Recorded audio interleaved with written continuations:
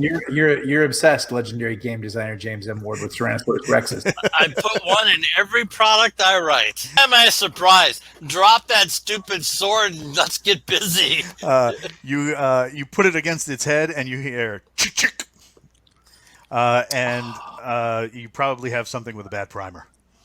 He clearly didn't check his weapon adequately enough. I'm going to have to do it from now on if we survive this battle. He'll just have to cycle the round out. Well, yeah, he's just he's just the pilot. I'll pocket some. I could always use more jerky. That door for that officer. He manages to get the pry end into the crease that you've created, and between the both of you, you kind of force this thing out.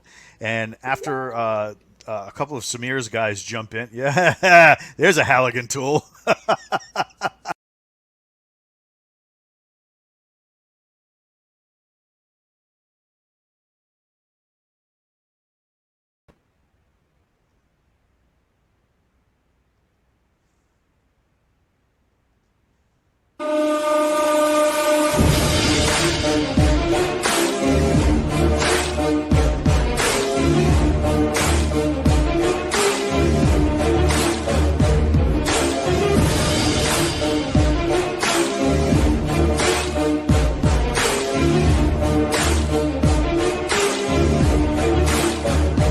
Good afternoon, everybody. My name is Walt, and today we are talking Forgotten Ruin, where a bunch of sci-fi writers playing old school D&D are throwing modern operators into the fantasy realm of orcs and goblins. Running our ship is Nick Chaos Actual Cole, who is running Rock Powers. Can you tell us a little bit about Rock Powers? Rock Powers is your average flyboy, good-looking, all-American, absolutely useless in any kind of tactical environment. But boy, can you wrangle that joystick, stick monkey, all that kind of stuff. Being a pilot's great. I'm actually one in real life, not a very good one. And I love actually playing this character, and I'm kind of excited about what he's going to transform into. Excellent. Thank you for coming out today. We appreciate it. Acting as not so much a co-pilot, but definitely our navigator, we have Lieutenant Mike Espinosa being played by famed author C.J. Carrera. Greetings and salutations. Can you tell us a little bit about Lieutenant Espinosa? Yeah, Miguel grew up in the rough neighborhoods of LA and decided to make good and join the Air Force. And now he's doing ground pounder stuff, and he's writing a terrible job review of the whole thing. So the OER is going to be scathing. Yes. Absolutely cool. We have Wilbur Aloysius Kuchenheimer being played by sci-fi author and soon-to-be fantasy slamming author extraordinaire, Mr. Michael Rothman, who is muted. Howdy, guys. You're muted, Boomer. Yep. Yeah, I'm Wilbur Aloysius Kuchenmeyer. I left a world of depressing meetings. They were always joking about the apocalypse, like there was no tomorrow. And I joined the army and ended up an engineer. And I somehow got stuck with these clowns that are all around me here. And we're exploring a strange new world that I don't quite understand yet. Goblins and elves. Goblins and elves. All right, so you guys are. When we last left our intrepid heroes, you guys had managed to wrangle some metal from a meteorite. There was Samir, who's been your guide kind of in the Forgotten Ruin of Lower America, has kind of been trying to mentor you in how this world operates, and it's not easy based on from where you're coming from. And so he starts, giving you the 411, and right as that happens, they notice a meteor coming down. You guys have to battle over it with some goblins, and then afterwards, you had found out that there was a former operator from your side of the quantum tunnel that had kind of transformed into a dwarf, and that was a thing. He was covered in tattoos that Samir seemed concerned about, and that was a thing. But you managed to wrangle some equipment and get less bodies today too. I know why Andrew is missing, but the rest, well, we'll have to catch everybody up as we go along. But yeah, you guys not only pulled that star metal meteorite out, but you also managed to wrangle some modern equipment in the form of a machine gun. Luckily, the one of the guys that's holding it is in the wagon with more dysentery. So we pick up. You guys are on a mountain pass. Samir has told you that the best place to get this stuff refined is a nearby stronghold called Saravolta, and he doesn't really. All he says is they're allies. So he doesn't really go into too much detail, but he separates from the main trade caravan that you guys have been a part of and starts making his way kind of inland a little more into the mountains. We open up on a mountain pass. You guys got a horse team transporting silks and spices, the meteorite. You have your team kind of leading the way, making sure that no threats are going to come at you from any direction. But things. Samir, once you guys got a hold of this meteor, seems concerned, especially after your went on a mountain pass. Beware, wizard initiated snowstorms. You ain't lying, bro. You ain't lying. So, what are you guys doing? Do you just continue patrolling? You got the dagger team up ahead. I think we'll keep the daggers up ahead. I think we'll try to make sure that they're communicating effectively with the wagon team. And so I'll kind of be in a place to interface with their leader, being the leader that I am, that's midway between the dagger team and the horse people. Nice. All right, so you're going to be. So this is you right here. Yes, sir. You want to be more in the middle? Yeah, perfect. Cool. All right. So as you guys are rolling, one of Samir's younger kind of apprentices runs up, and because Samir is kind of working with the teamsters, moving the horses the right way and keeping them on the road the right way. He seems pretty experienced in negotiating this pass. One of the young apprentices runs up and he says, "Excuse me, Rock." Yes, sir. We and he like kneels down, and the trail you're on is kind of muddy, a little bit snowy, and he like almost draws like a little sand table, and of like where you guys are, and he like puts little holes representing you guys, and then off where the wood line would be, like out in here, he starts poking more holes, like lots of holes. He goes, "Follow, follow, follow," and he starts pointing off toward the side. Okay, I will make known to the master sergeant and the dagger team that I'll take the lieutenant and the engineer with me, and we will go there. Is that what he's asking? No, he like does like one of these, and he's like, we're, and then he seems frustrated, so he starts tapping on your communicator for you to turn it on. Oh, okay, I turned it on. And he says, "Okay, we're being followed. Big force, more goblins. We don't know who they are, but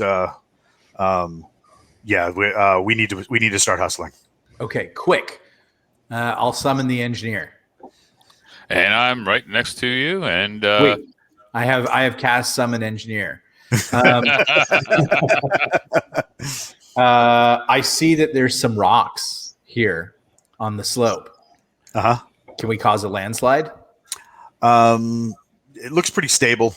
If you, with the proper applications of explosives, you might be able to, but it's not that high. So like right around here, is that where you're talking? Yeah, or maybe that big boulder up there. Now roll down through that tree. That's a plan. Because that definitely looks like it might be able to move. And if you got the horse team out of the way, you might be able to set that up so that you slow somebody down that way. Yeah. So let's move the horses farther up the trail to follow the dagger team, and the three of us and anybody Samir wants to bring with us, we will attempt to abate progress with the landslide. Gotcha. All right. So you guys move up. I assume you get up onto the hill and behind trees and stuff like that. Yes. They have big, not big, but they have rounded posts. So that if the wagon gets stuck, they can use the posts as bracing to get the wheels over and through mud and stuff like that. Okay. So they suggest taking sharp instruments and sharpening an end so that you can get it under that boulder. Okay. I think I've got my sword. I can hack. All right. So you're going to start hacking away at it? Yeah. So I have another question. Yes. What's the condition of the woods? Is it dry? Is it verdant, red, green, and everything else? Think like Canada, because I mean everything's filmed in Canada. So yeah, think Canada. All right. Everything's filmed in Canada. Yeah, Stargate always looked like Canada. I mean, every alien world is Canada. Because I guess I was wondering whether or not the quickest, almost immediate way to cause chaos behind us would be starting a forest fire. Yeah, it's very wet because you just had a recent snow, and you guys aren't high enough yet to where the it's a trap. No, they're going to cause a trap. You're not up high enough yet to for it to be like real verdant snow, so it's more wet than anything else. Okay, so while Nick is levering the boulder and whoever else is levering the boulder, I'll grab whoever I can, including myself, obviously, and start trying to dig out a path so we can at least lead the boulder in the right direction. So it's going to cause mass problems for anyone following us. Gotcha. I shall organize in an officerly way, making sure that we don't have safety vests or anything like that. But I'm going to do my best to make sure that no one gets their little fingies crushed. Make sure that the LT reflects that in his scathing review. Yeah.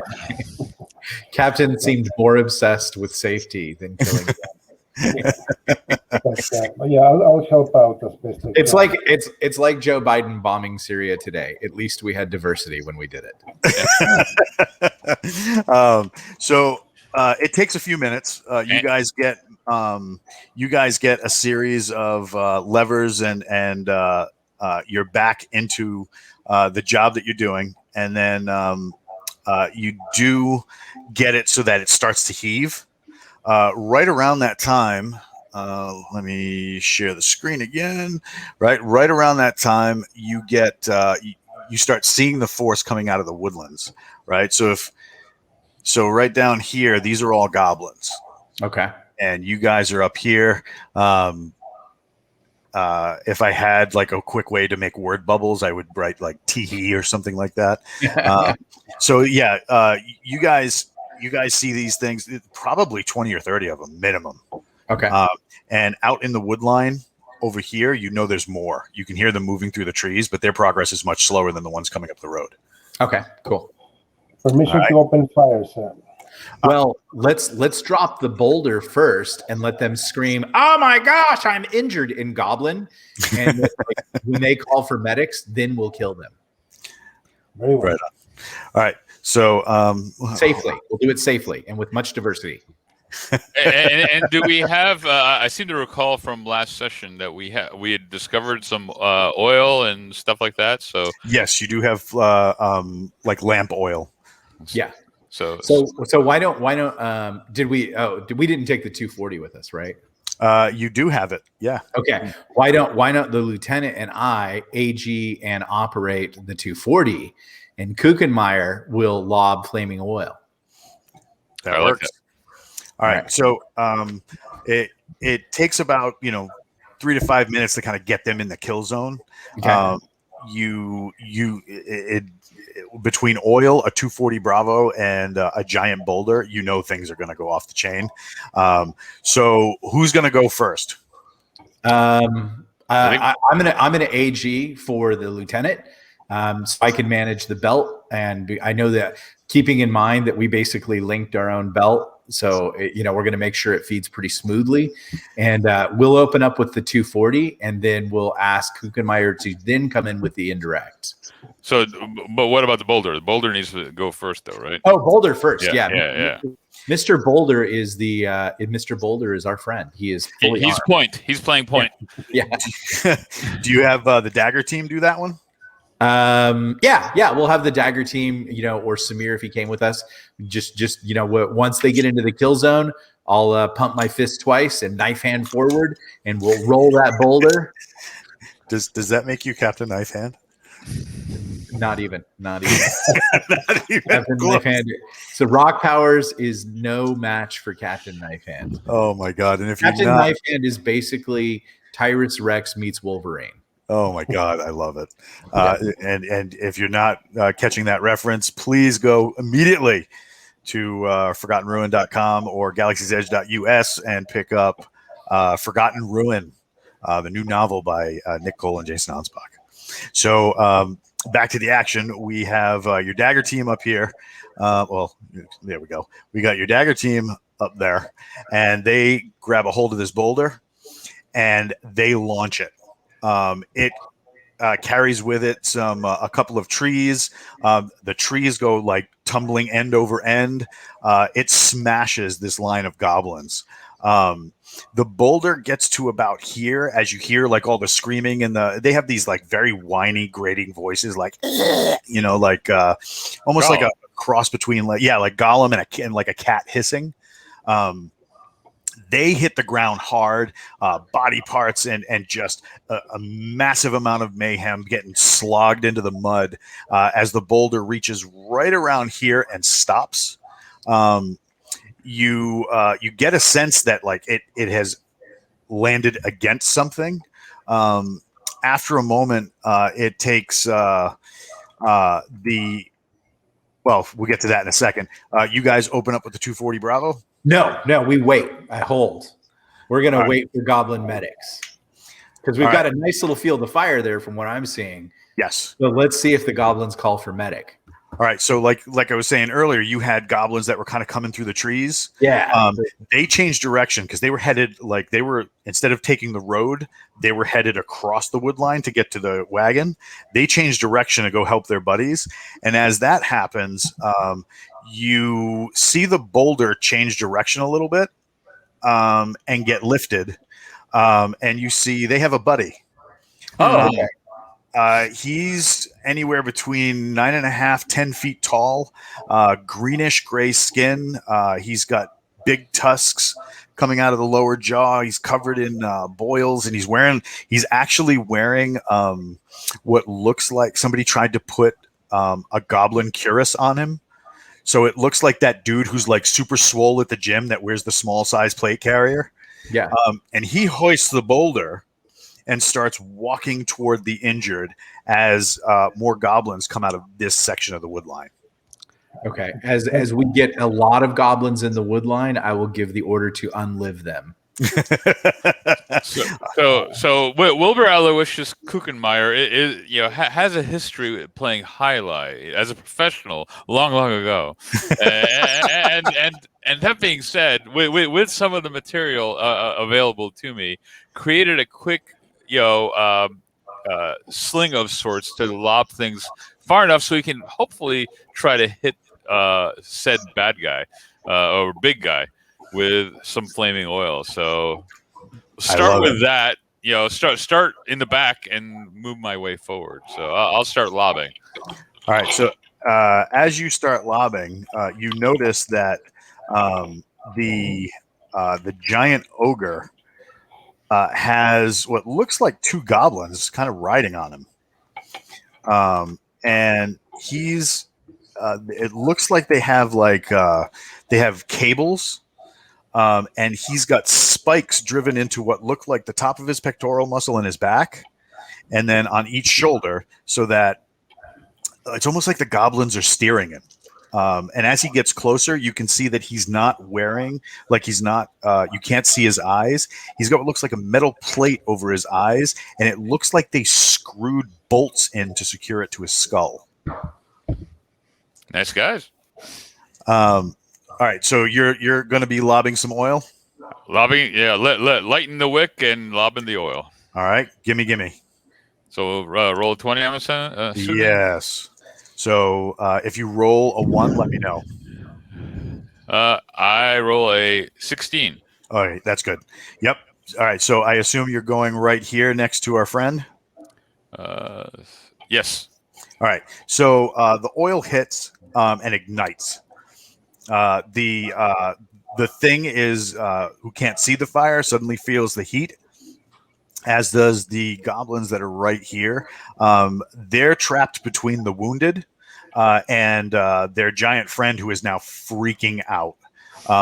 He roars, gives you this huge, what do you call it? Like he's moving his arms back and forth, but he's holding that boulder still. So he throws that down and backs up and puts his hands out. The boulder smashes into the fresh goblins that had just come down to the scene, and they start screaming. And he backs up and starts to head away from you guys. And I would assume that's when you're starting to unload with the 240? Yes. All right. Hit me.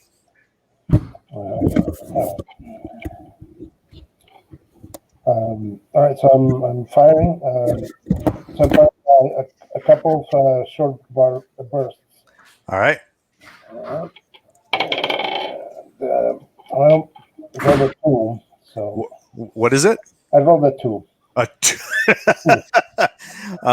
Well, I also rolled a 1 on the ammo die that goes along with that. So you close the feed tray cover, you get behind it, you get a nice good shooting position, you hit that trigger, and you hear cha-chunk. So now you're going to have to charge the weapon, and you see the goblins as you're doing that, because of the fire that Wilbur has created, the rock that the ogre just threw down, and all the mayhem of the situation. They start retreating into the forest again. Okay. All right, I'm gonna try to use my jury raid skill to help get the weapon back in working order. Real quick before you do that, Nick, it would be your turn. What are you going to do? He just jammed the weapon, so he was going to fix it. Yeah, the ammo's also been sitting around a while. So what are you going to do before he goes to fix that? Okay, I was feeding the belts. So if he's going to fix the jam, then my job as the AG is to now cover the weapon. And so I'm going to pick up the MK18 that we have with the weapon and start engaging. Okay. They have an AC of 7. Okay.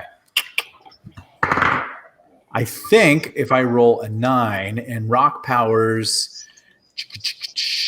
we never. That's right. We never figured out these character sheets don't have the THACO for him. But I feel like a 9 hits. I have that somewhere. I'm a level 3 pilot, and my profession is celebrity. We try not to judge. Let's see. So while I'm looking this up, Mike, would you like to talk a little bit about your upcoming release? Sure, I can do that. Let's see. I've got something called The Planeswalker coming out, and it's all about Peebo Smith, who's a former Special Forces soldier who volunteers to be part of a science experiment that rivals the audacity of the moon landing. When the experiment leaves him stuck in a place he can't escape, he realizes just how unprepared he is for his new mission. And it really is all about... so my kids informed me that this is an isekai of some sort, which was a new word for me. But nonetheless, it is really about a story about a guy who is a military or ex-military member who finds himself in a world where, similar to Forgotten Ruins here, starts to seem not like what the world that he left, but something quite more akin to something that you'd expect to see in a D&D world. But yeah. That's a badass cover. I love that. Thank you. Yeah, I like how that turned out. Yeah, that looks good. All right. So back to the action. You need an unadjusted 12 to hit him. So I got a 9. I have a +1. No, I did not hit. I would have gotten a 10. All right, so you aim your mark 18. You start pulling the trigger. You level a couple of shots into the mud that causes some of the unwounded ones to scatter. You manage to finish off one of the wounded ones, but like one of the broken ones that wasn't going to get back up. You put him out of his misery. Hey, 67 Indian, and then I suspect Samir of sabotage. You never know in the Forgotten Ruin. All right. The what do you call it? The ogre kind of takes off. He takes off back into the wood line, and he, for some reason, the fire just did not. He was like, "Oh hell no, fire bad." Yeah, fire bad. He takes off. Do you guys stay to keep engaging, or do you guys? Can we gauge which direction the goblin are the goblins looking at an intercept direction that are going through the woods, or you can't really tell? They're dead. They came in to help, and we messed them up. Correct. Yeah. Okay. So a bunch of these guys came in from this direction. Right. So you had your guys and the horse team up ahead. Right. They came out of the wood line to help their friends over here, and that were on the road. So you had a force that was chasing you up the road to keep you on the road. And then these guys were going to cut through the forest to cut you off when Boulder Palooza happened, and they changed direction and to help their friends, and you trapped them between an ogre and a hard place. Okay. So the ogre ran off, and are there still goblins down there, or just wounded? Yeah, they're all the ones that you can see on the road are wounded. There are some that are hiding behind this copse of trees, but they're not moving and they're not advancing, and it doesn't look like they're attacking. Okay, can I lob anything over that copse of trees? I would give it a try if I were you. Let me go ahead and try that. See if I can flush them out. How many flasks of oil are you carrying? I always carry 5 of everything. So you're down to 4, and it'll be down to 3. 5 Holy Avengers, 5 Rings of Invisibility. That's right. Yeah, I got 5 fingers on one hand, so 5 plates. That's how you D&D, Josh Hayes. All right. Tell me what you got. I got a 19. That works. Give me 3d6 on the damage. And 3d6. Change that to a 6. We try not to judge. Yes. And I got a 12. All right. You hear a lot of screaming. Some of the goblins run out. They run out from here on fire. They're brushing oil, trying to get this off. It is flinging onto other people, which is lighting them on fire. KTF Fiend is saying light everything on fire. It's looking really, really nasty. And the force seems to be dispersing. Okay, I will scream, or not scream. That's not officerly. I will shout. I will say, that's a better word. Cover me, and I'm going to run down onto the kill zone real quick. Oh dear. With my sword. And I'm going to grab a goblin corpse, and I'm going to hack his head off. I'm going to take one of the broken sticks, and I'm going to put his head on it. And then I'm going to pick up one of their little daggers, and I'm going to jab it in his eye. And put it right on the road as like a message, like, don't come this way. Is the machine gun operational? Yes, you now have cleared the gem. I'm not firing yet, but if any enemies approach the captain, I will open up on them. Right on. I'll put my Mark 18 up on the shoulder. Look through the scope. See. Just cover the captain, and also yell at him. Say, grab one of those ears, and yell, "Hey, Benny, look at this ear!" and throw it to the ground. Yeah. The master sergeant has dysentery. He's afraid he's missing all the fun. So yeah, you spike that thing into the ground, putting up your warning so that hopefully nothing will come this way, and that they don't use it as a disco ball or what goes for a disco ball in the Forgotten Ruin. What do you do from here? Let's fall back to the caravan. Okay, so they continue up the winding road. Two of Samir's men drop way back to kind of give you a rear guard as your dagger team is much forward, acting as a forward guard. You go for about an hour without any contact. On about the hour mark, you get the sense that once again you're being followed. You get to this roundabout, kind of where you come out of the wood line, where there's a huge amount of you come to a mountain lake. There are multiple roads that are converging here, so probably from different paths along the mountain that you guys are climbing. It's not very steep yet because you guys are using the road to kind of work the incline, but it's just steep enough to where it makes going kind of slow. You have to coax the horses at a couple of points. So yeah, you guys are moving ahead. You got the horse team here. Samir tells you that it's not going to be long before you before you get to where you're going, to the gates of the city that he's called Saravolta. And this is where the Rangers are? No, he tells you that this is where you can get the that meteorite refined. Maybe make some money along the way. Nice. And since you guys don't have much in the way of money, he's given you coin for what you've needed so far, but in the event that you guys have to part ways, he would rather you have something on hand so you can negotiate with the different peoples in the Redlands, which is above the Shattered Sea. He's starting to make that look every time we want to buy jerky on the road. He's like, "There's going to be a thing." He's make Jason's dad face.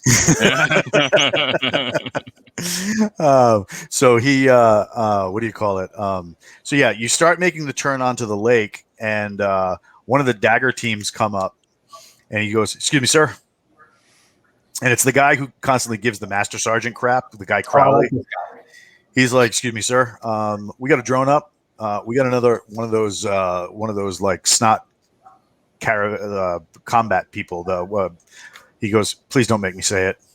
You have to say it. We have to embrace this world. There might be goblins coming up the road. Goblins! It's a diverse world. I grab Crowley by the shoulders and I go, "Crowley, we live in a world of goblins and elves now."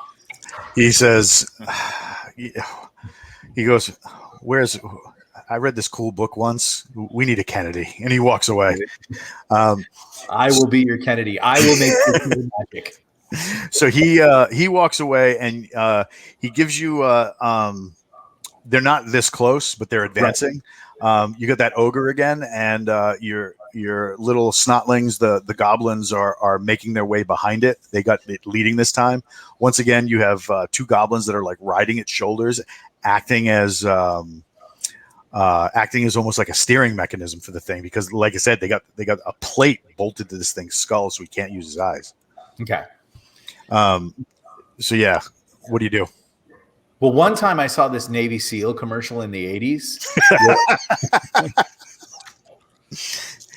Go for it.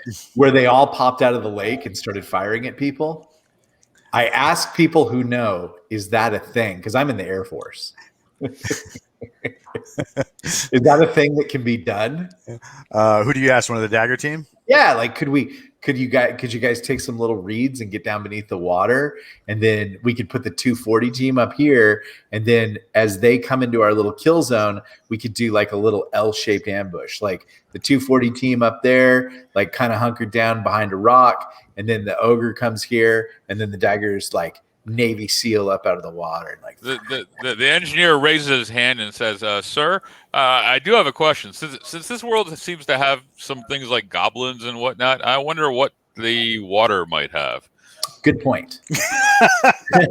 And Crowley's kind of being your point man since the Master Sergeant's so sick, and he says, I don't want to be the Debbie Downer here. No, I understand. He's Air Force, and he's got to say stuff like Debbie Downer. It's required in the contract. Yeah. Don't hate me, Josh Hayes. He says, I don't want to be the Debbie Downer here. He's like, but hey, 67 Indian, thank you for giving out that Tier 1 community sub. Really appreciate it. He says, I really don't want to be the Debbie Downer here, but go touch that water. Oh, it's probably icy. He's like, yeah. He goes, now, granted, it hasn't frozen over, right? He's like, and one of the young airmen goes down and like touches the water to kind of prove his boss right, and then he gets this weird look on his face. Okay, new idea. He says, actually, Staff Sergeant, it's warm. It's real warm. And he's got his whole hand in it, and he looks like a kid who's now found mud for the first time. Yeah. What do you do? I wonder what's making it warm. Like a dragon? What if the ogre's afraid of fire? What if we throw some more oil and maybe even throw a couple of flares and try to force him to flee into the water? Since he's blind, he won't know, and then he'll get in there and maybe he drowns. Could be. All right. 67 Indian. All right. So you start setting up an ambush. What do you start doing? Yeah, like if everybody's cool with that, do you guys want to try that plan? Like we have some flares still, right? Some marking flares, right? Absolutely. Yep. Yeah. So if the engineer will toss some burning olive oil off to the side of the ogre, and we'll get the ogre to react to the heat, then we'll start throwing flares in front of him as he makes a dogleg left turn, and then we'll try to force him into the river just by throwing flares. And the pilot and I'll do that, and Kuchenmeyer, you can throw the oil. Does that sound like a good plan, everybody? I can do that. Does anybody have any spare oil just in case we start getting low? I have 5 of everything. All right, that's good. They brought some along. They were planning on using it for stuff like cooking, but if you got a ranger, you got a ranger, even if you don't have any with you.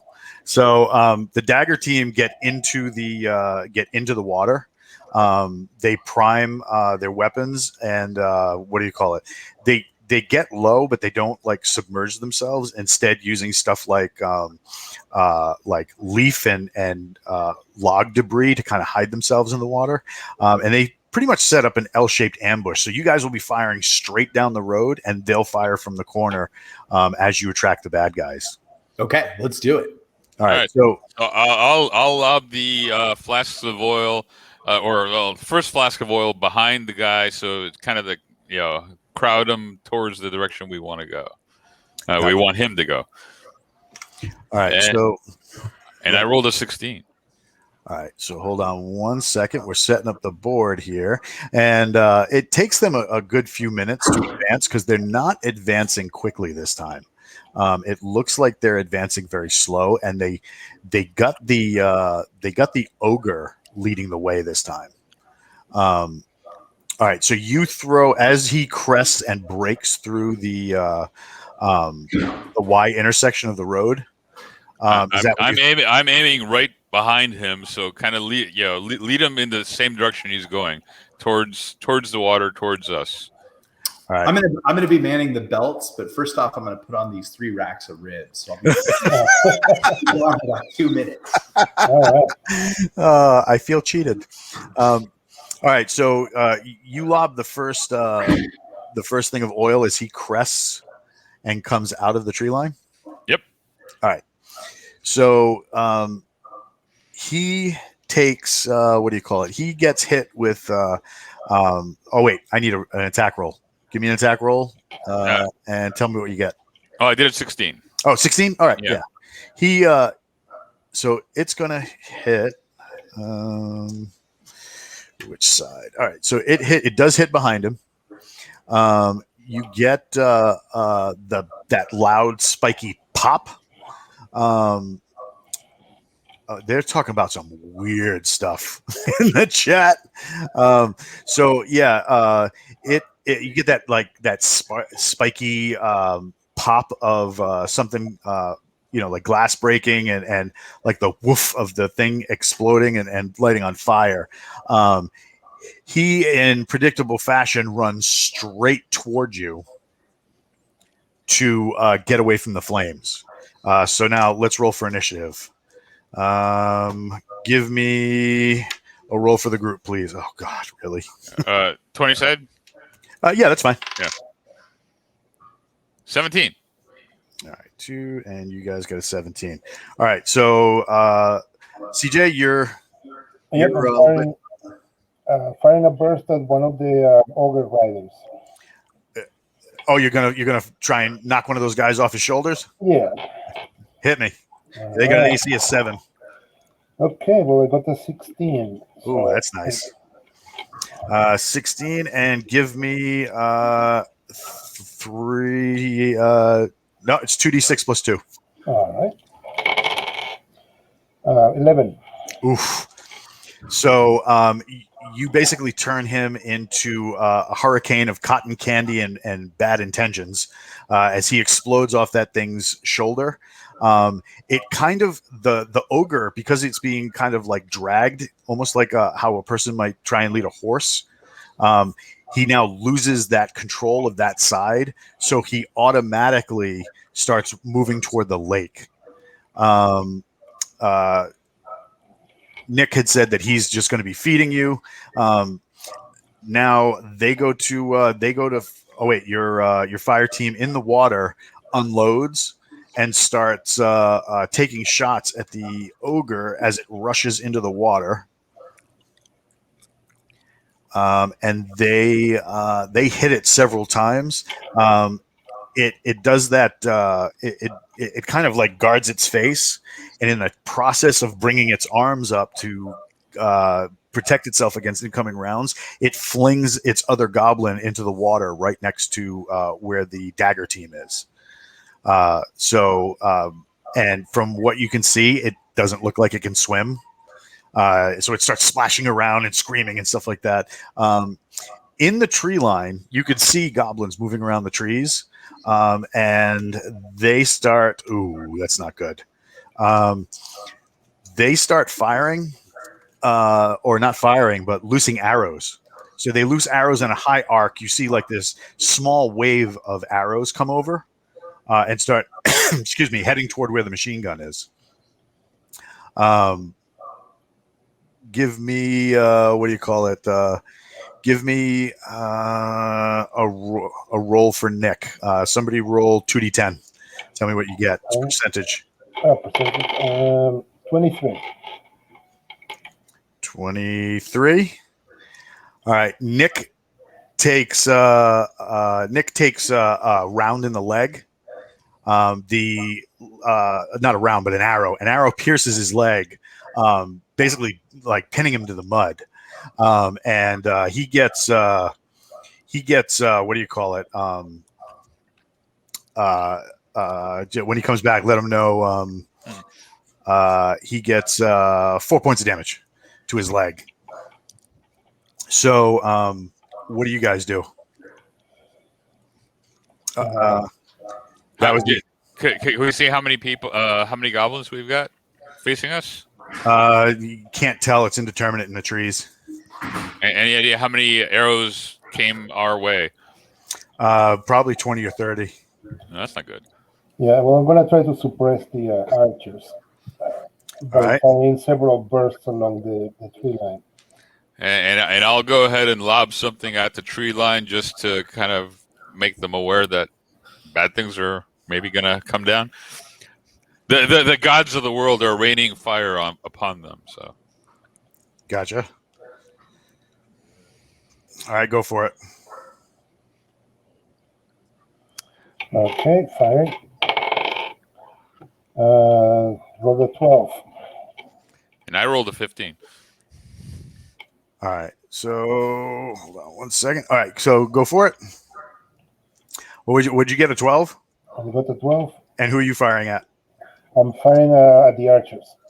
All right. So you just in that general direction? Yeah, I'm trying to suppress them, basically. Gotcha. And I was lobbing, fire and destruction in that general vicinity as well. Gotcha. All right. All right. So you lob a 12. Sorry, I was dealing with something in the chat. Somebody was getting a little lippy, and bounce. If you're gonna act like a dick, we're gonna throw you like one.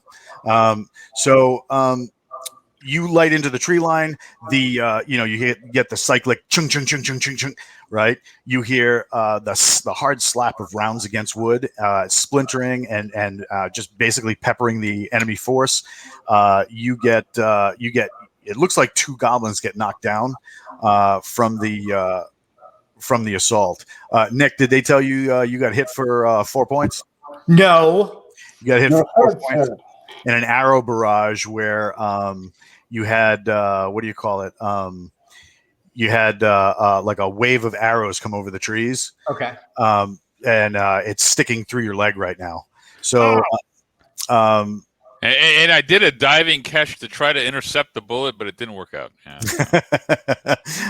Wilbur, you were throwing rounds? I was throwing some fire from the heavens in the general vicinity of kind of mid area of the arrows where they were coming from. So, and I rolled a 15. Gotcha. 15. I think I rolled 15. Give me damage. 3d6 again. 2d6 for you because you're just using a pistol, right? The pistol. No. It was a flask of oil. So, another flask of oil. Yes. So everyone could see it.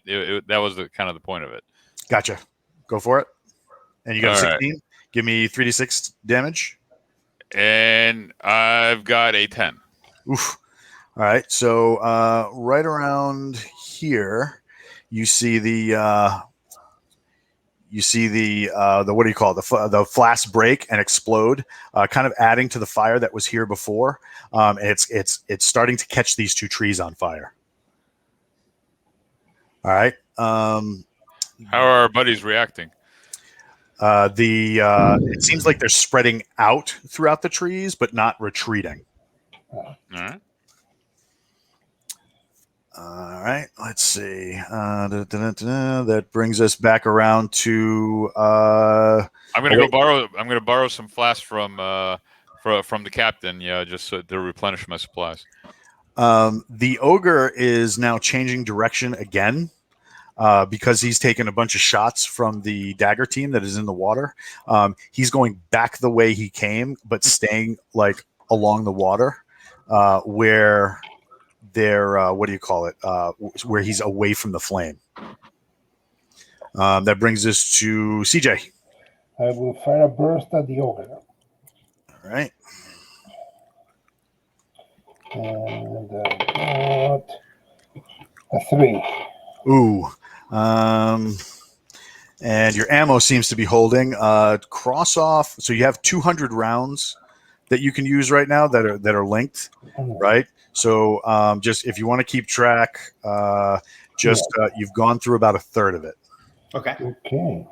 All right. I'm not going to make you count round for round, but I have an ammo die, and what happens is when if it rolls a certain number, you either have to reload, or if it rolls another number, you're what do you call it? Totally out of rounds. All right. So, but yeah, so you got this big fire burning. The ogre is kind of, you send some rounds down into the water line. You see the little as the rounds hit and splash against the water. The dagger team comes over the radio and says, "Hey, just keep that aimed toward them and not us. Don't swing right too much." Okay. I'm ready for that. All right. So, all right. And that brings us to rock powers. I am going to ignore my wounds bravely, I might add, and I am going to toss a flare at the ogre. Which way are you trying to kind of get him to go? Well, I want the flare actually to land on his back and smolder. All right. See if I can, get into his chest harness or whatever. Are you using kind of like one of those road flares, or are you using like one of those like shoot in the air flares? Shooting the air flares, like I gotcha. Flare gun. Gotcha. I figured as a pilot, I'd have that in my kit. I absolutely endorse this plan. Yeah. So I will shoot him with a signal flare and roll it too. He is very well. Dice. He is very well illuminated. 9, 6, 15.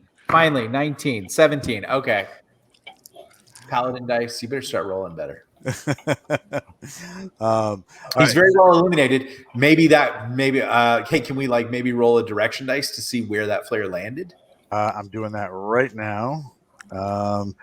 It like hits his back, but doesn't like impact his back. It kind of skids off, right, and it goes into the water. Ah, damn. Well, it still burns.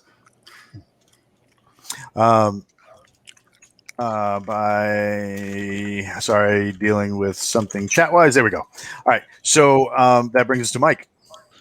All right, I'll get on my belly, take that Mark 18 out, and start looking for targets to shoot individually. So it looks like they're all spread out through these trees here, here, and here. You can kind of get a sense of the ones that are visible in the road over here, down on further down the path. But they're all spread throughout the trees. Some of them are even climbing into the trees to make it harder for them to be hit. So these guys aren't really following us anymore. We're just causing them grief. They were following you right up until the point they loosed the arrow volley, and then you started doing stuff like throwing fire. So now they're staying in the trees. They're not trying to advance. I don't know, Captain. What do you want to do? He went that way. You have a lieutenant. Lieutenant, what do we do? Well, what I would like to do is call some air support. I live in Taken 810. Yeah. But I think we can probably break contact now. All right. So you guys are going to break contact and continue up the path? Yeah, and I know everybody is concerned about my ribs right now, and I want to let you know that they are on and ready to go for the next 3.5 hours. My friend Doc Spears gets a rack. I get a rack. And then the ladies get their rack to split. It's going to be like, I'm going to be like, next week, you're going to see me. I'm going to be all. Not going to be able to move because you're going to be swole with meat. Exactly. And when you come out, we will have Ribapalooza with you. Oh, don't you threaten me with a good time. Rothman, you can't eat pork. You can't. Yeah. You can't. Carlos and I can. You can't. We'll get him a salad. Okay. So you guys break contact and start beating feet up the trail. You notice that they don't advance much further than what you've been like that inlet where you guys were just fighting from. So the dagger team comes out of the water. You guys start chasing the team of horses up the and now we're 12. I said the same thing this morning too. So you guys start chasing the horse team up the trail, and you come out into like an opening. So where the forest falls away, you kind of got like these high points where the mountain really starts to get elevated. Right as you guys are coming out of the forest, one of your guys gets, like, you hear him over the radio. You hear like a hard impact, and then you hear a splash in the water off to your left. Ooh. That's not good. I'll ask the daggers to investigate. So they're already running over there. He is in the water trying to stand up. He doesn't look like it's very deep, but it looks like he's wrestling something that has like tentacles. Oh shit! Spiked tentacles. Oh shit! Yeah, I'm in the Air Force. I can't. I don't know. Yeah. Goodbye. Anybody got grenades? Might be bad for your dagger team member. Yeah, that too. All right, so we'll go with initiative from just the last time. We'll start with Mike since he was rocking the 240. Excuse me. We'll start with CJ because he had the 240. Oh, okay. What do I have a target? Sort of. There's a big shape behind him. Cthulhu. Okay, well, I'm aiming as far away from our guy as possible and firing one burst. Go for it. 13. 13. That is going to hit. Give me what do you call it? Give me 2d6 plus 2. 7. 7. You see the water get slapped by the rounds as they walk in. One of the rounds definitely hits this thing because you see it under the water like twitch to the side. Nick, that brings us to you. I run into the water with my sword out, and I'm going to try to cut the tentacle and get this guy free. All right, go for it. The AC of the tentacle itself is a 2. Okay, first I'm going to roll the paladin dice once. Don't. Yep, it was a 5. Okay, all right. So you need a 15 or higher to hit. One either. Just going to test 6. Okay, still not there. I'm going to take this one. All right. Wait. 4. All right, you wing that blade, and it what do you call it? It makes a nice slice through the air, and you splash the water a little bit, but you don't actually hit it. That brings us to Wilbur. Nick, I am sending you some dice. Yeah. That fucking suck. Oh, now I roll a 2. Now I roll a 3. I'm not kidding. Okay. 5. Okay, 18. So I line up a shot, and I get a 12. All right. You hit the main body as well. Okay. Give me some damage. 2d6. 2d6. Yep. And that gives me a whopping 6. Gotcha. You see your dagger team member come up, and he's like, oh, because he was basically being dragged under the water. As he goes to what do you call it? As he goes to jump back to the shore, everybody's kind of reaching for him. Nick, you're sitting right there, kind of like reaching out for him, like, come on, buddy, we got you. And as time sort of slows, the water explodes. Right, you see this thing, probably 500-600 pounds, looks like a calico version of a panther, with these 2 huge tendrils off its back, one of them encircling the dagger team member. He lands on top of the dagger team member and slams this paw that is like twice the size of your hand into the back of his head, kind of like burying him into the mud. And he's like near face to face with you, Nick, and he's got his lips pulled back, snarling these teeth that are as long as your fingers. You see this thing is got old like scars and mangle wounds, and you kind of get the sensation that this thing has been in a grenade explosion. Okay. You kind of get the sense that you've seen this thing before too. Yeah, the docks. When you were on the docks when you first landed. Oh, it was the plate, right? Yeah, it was one of the places. Oh, okay. All right. So he's sitting there, and it like dawning, almost like realization dawns on you and him at the same time as you're face to face. that you both have seen each other before. And he's get that look like his shoulders are coming up, his head is coming down, like he's about to get ready to do some damage. And right as he does that, you see there's almost like this weird vibration, right? And he starts like blinking out from left to right. That brings us to back to CJ. I will fire at the kitty. You're firing at the kitty. Here, kitty. Chung, chung, chung, chung, chung. Yeah, bad kitty. 19. All right, 19. Oh, that's a nice hit. Give me 2d6 plus 2. And I rolled a 13. That's a full burst. Yep. Okay. Geez. All right. So the rounds hit this thing in the shoulder and then actually hit one of the tentacles. It forces it to release the airman, who grabs onto Nick. Nick, you can see his arm and his the body. This tentacle has these long, almost sharp fangs sticking out of it, and it's raked across him. His flight suit looks like it's been shredded, but he's he grabs your offered hand, and right as you're doing that, you hear, you see the machine gun going off. It pummels this thing, and it backs up almost like if something like this had been no, and then he takes off. Right. So that brings us to Mike. So is he still within sight? Yes. Okay. So I am gonna light some kitty on fire. So, all right, so you're gonna throw it at the water because he's in the water.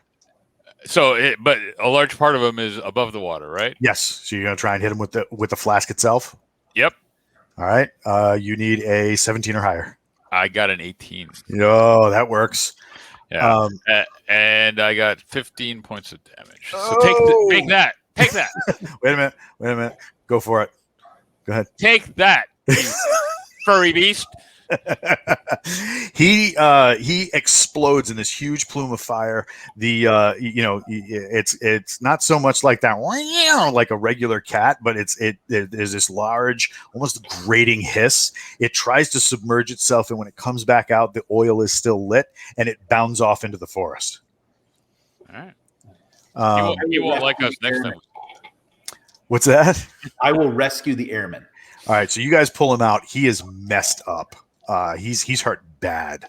They said that's the ultimate rolled up newspaper. Bad kitty. Yeah, he's hurt bad. You guys are what do you call it?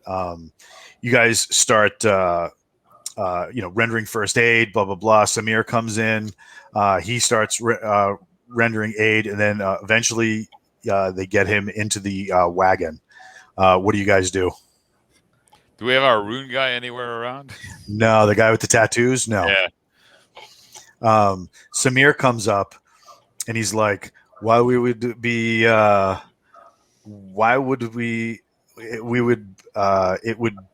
behoove us to treat his wounds right now. We are very close to Seravolta. If we get in soon, we might be able to save this man.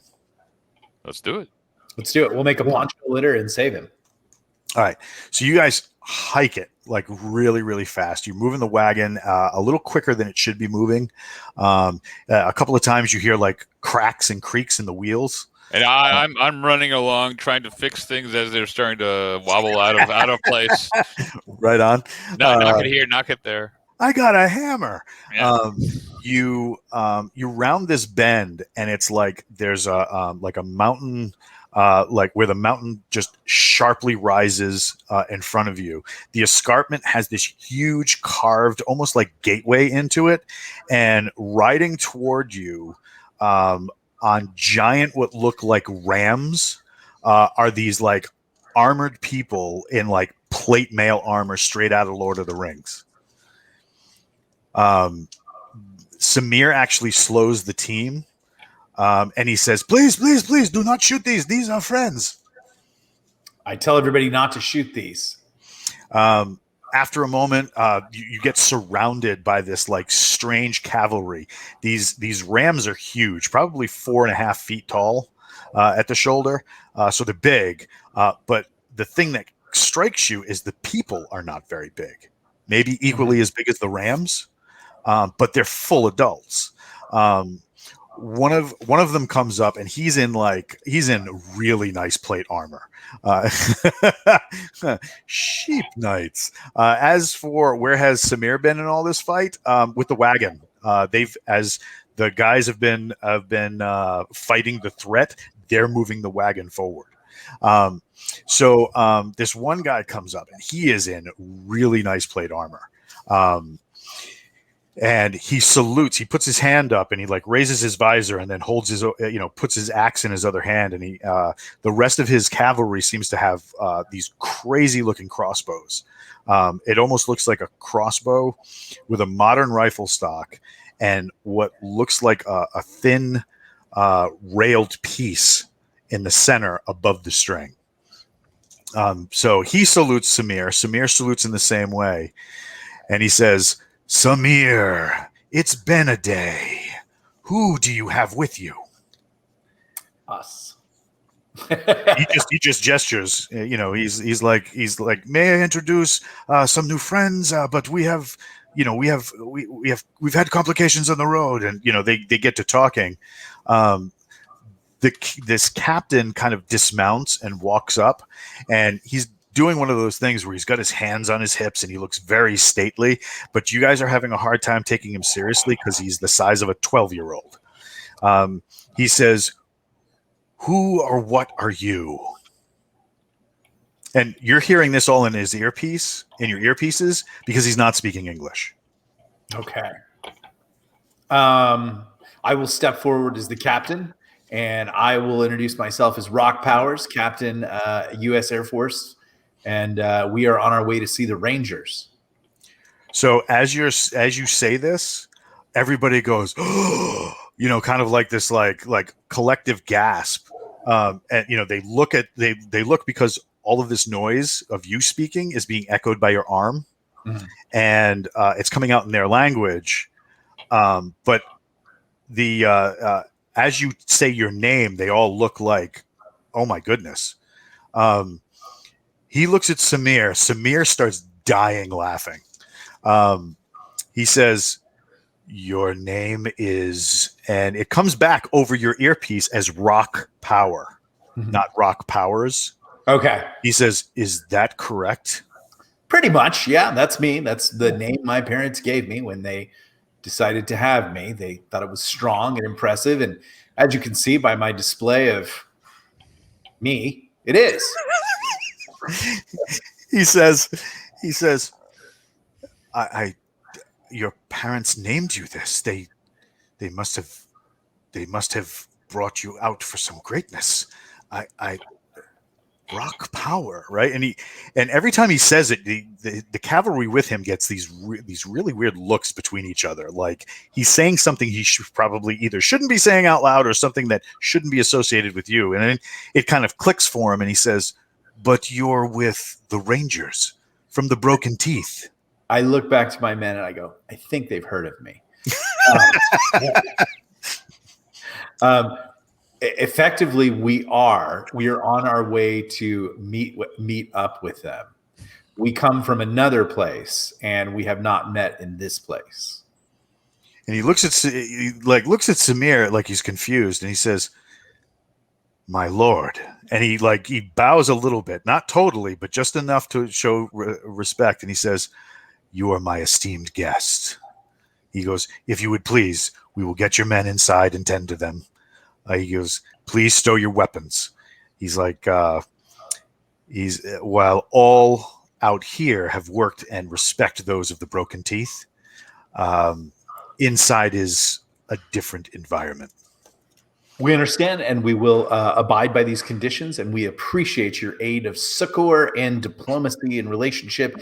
We look forward to our two peoples working together for a common purpose for global freedom.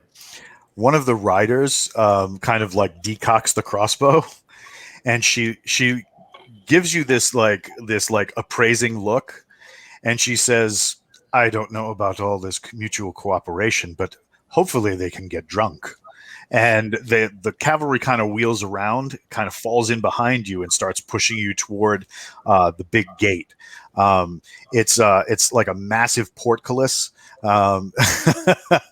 Nick, did Nick just get authoritarian? Yeah. I look at Carlos. I look at the Lieutenant Carlos, Lieutenant Mike, and I go, I'm pretty sure that 70% of this might go our way. Not gonna hope. Yeah. So you guys start moving forward. You pass under the portcullis and you start entering the mountain itself. What's really strange is the horses don't seem bothered by this. So either Samir has been this way before, or this is a thing that happens now. The light from behind you from the mountain being outside kind of fades, and things take on like a pallor kind of glow from moss that's luminescent in the ceiling. You come out the other side of this tunnel, and there are more of these small diminutive people as you enter this cavern. This cavern is enormous. It looks like it travels for at least half, 3/4 of a mile or more. And below you looks like an actual city carved into the cavern. Off in the distance, there's what looks like a palace. Everything is lit by like braziers and these floating globes that are just above a like a little brazier itself. The glowing orbs kind of have like a flame affinity to them, where it looks like they're burning, but as you pass them, there's no heat. So the procession goes for a little bit until they get you to what looks like a staging area, and you're amongst other what do you call it?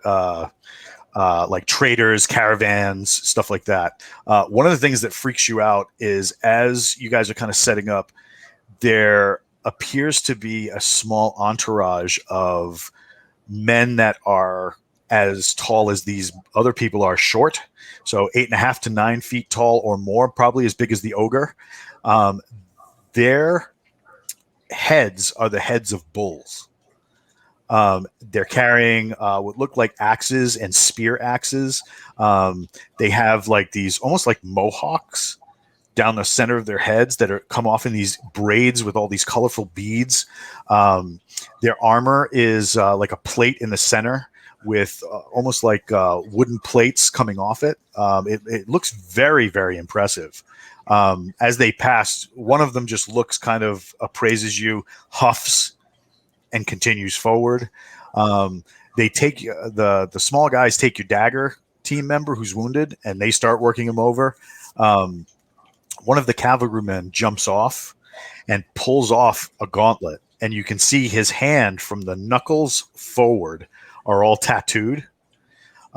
He brushes a tattoo off of his hand, and you see what look like almost like snakes made of smoke crawl across the dagger team's member's body and into his nostrils. And as he does, he takes his first unlabored breath, and some of his wounds start to close.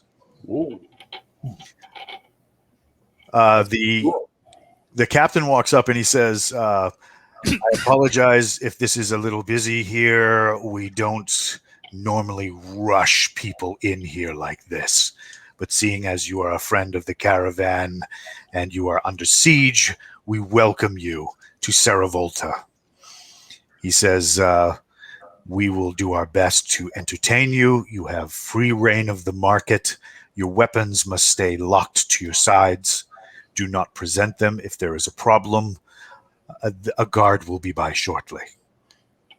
I ought to find that Dwarven chick and see if she would like to buy me a drink. She walks up, pushes the captain aside, right? And she says, I will buy you that drink, and we will teach you how to talk without that stupid box on your arm. One of the other knights says, hey, Vieira, what happened to that last human you hooked up with? She just nods her head, shakes her head back and forth and says, poor man, I heard he died, thinking of me while pleasuring himself on the Isle of Sagim. She takes your hand. She goes, let's go get some beer. All right. Lead on, my little lady. So she leaves the dagger team in the capable hands of her team. They bring you to kind of like a mead hall where you guys can get some stuff to eat. It looks like they're bringing food back to the dagger teams because they want to stay with their guys. So the captain sits down, takes off his helmet. He's heavily scarred. It looks like he's been through a battle or two, including some pretty gnarly burn wounds. He says, "My name is Armagur Dern. I'm the captain of the 21st Outriders. What are you doing here? Why are you going to the Broken Teeth?" That's our mission. That's what we were assigned to do by what you might call our king. And it basically we're to probably go there and to assist the Rangers in their operations. They'll tell us what to do when we get there. I don't want to make much more of ourselves than we are. We're really just nobodies, but we are attached to them and we're part of them, and we're going to see their mission through. And I don't know what, you could tell me more about this civilization and situation, but I can tell you this: we're here to help people who want to be free stay free, and we fight against evil and oppression and all that stuff. This is good. This is very good. And do you speak for the entirety of your men, or can they not speak for themselves? No, I just speak for me. There might be some deviants, I'll be honest. We're in the chain of command, sir, so you're responsible for everything. Yeah, I just do the official position, but you know what? I'm not a very good leader. I'm a pilot. I fly airplanes. Have you ever seen an airplane? That's what I do. That's my thing. You fly. Fly. So he says something, and it doesn't translate through the earpieces that you guys are wearing, right? And Nick, you feel a hand kind of like rubbing your thigh as the lady pushes a tankard of beer next to you, and she says something back that also doesn't translate. Mm-hmm. He goes, this is very good. He says, the Rangers of the Broken Teeth have been without a flyer for some time. Yeah, that's what I do. So he says, you there, the one with the big fire stick, do you also fly? Yes. Well, I help him. Good. This is very good. And you there, the one with the angry expression, do you also fly? No, but I am Lord of the PMags. He goes, I don't know what that is, but it sounds very impressive. And he makes sure you guys are being fed. The meal that's brought to you looks like chicken and vegetables. It seems very simple, probably grilled. But the beer is very good. I drink a lot of it. Yeah. So after a few hours, they take their leave of you because Rock Powers is horizontal. He with a dwarf on top as a blanket. No, she leaves. She hasn't drank enough to justify staying around. What do you guys do while Rock is recovering? Well, I ask around to see if we can secure some lodgings. They have some places for you. They can put you in one of the several the barracks that are available to caravan members. It's clean, it's comfortable. It's an open bay with like what look like very comfortable beds, more comfortable than you would imagine something like this would have. So yeah. Okay, this is beginning to feel more like the Air Force. When you get there, your team members, the Dagger team, as well as Samir and some of his guys are already in there, kind of like situating themselves. As Rock starts coming out of his stupor and regretting some of his poor life choices at this moment, I regret nothing. There's a knock at the door. And we go, who is it? So the door opens, and it takes a little wrangling for the massive set of horns to push its way through and kind of like get in. And one of those minotaur-looking things walks in and then kind of kneels down so that he's at your level. And I advise the captain that negotiations with this guy might be a little tough because this guy looks bullheaded. oh, if there were a mechanic to award you story points for that, I would. He seems non-threatening. He's not carrying any weapons. He's wearing that same characteristic armor that the rest of them have. He looks like he's seen a fight or two. What do you guys do? I will try to straighten myself up and take lead and introduce myself as Rock Powers and Lieutenant Espinoza and Sergeant Kuchenmeyer, Airman Kuchenmeyer. What is an E5 in the Air Force? Is it a sergeant? Tech Sergeant. Tech Sergeant Booger. And how can we help you, sir? He says, there is a rumor. And once again, this is all going through your earpieces because he's speaking in a language that doesn't even sound like English, that you are going north to the Rangers. That rumor is true. He nods, which is a little dangerous because of the adornment of his head. He says, I would hire you if you are available. Hire us to do what? He reaches behind and pulls out what looks like a map case that was to his belt. To him, it's probably about the size of a coffee cup. To you, it's rather large. Maybe like a blueprint case size to you guys. And he says, for them. For the Rangers. Yes. And you want us to take this there? Yes. And you'll pay us how much? He reaches back and he pulls out a small bundle in what looks like almost like a felt.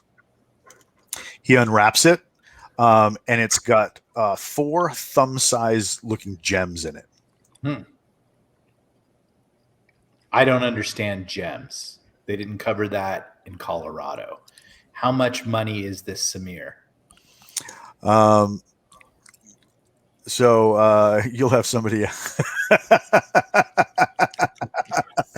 Hell yeah. Samir says, that's not a bad price for delivering a tube. Okay, well, that doesn't seem like a big problem, so he seems to be overpaying. So I'll turn back to the Minotaur and say, why are you paying so much to have this map delivered? Important. All right, you're going to have to give me details so I can tell them why it's important. He looks like he probably hasn't said this much in a month. Right. He says, these people, and he like waves toward the walls. The dwarves.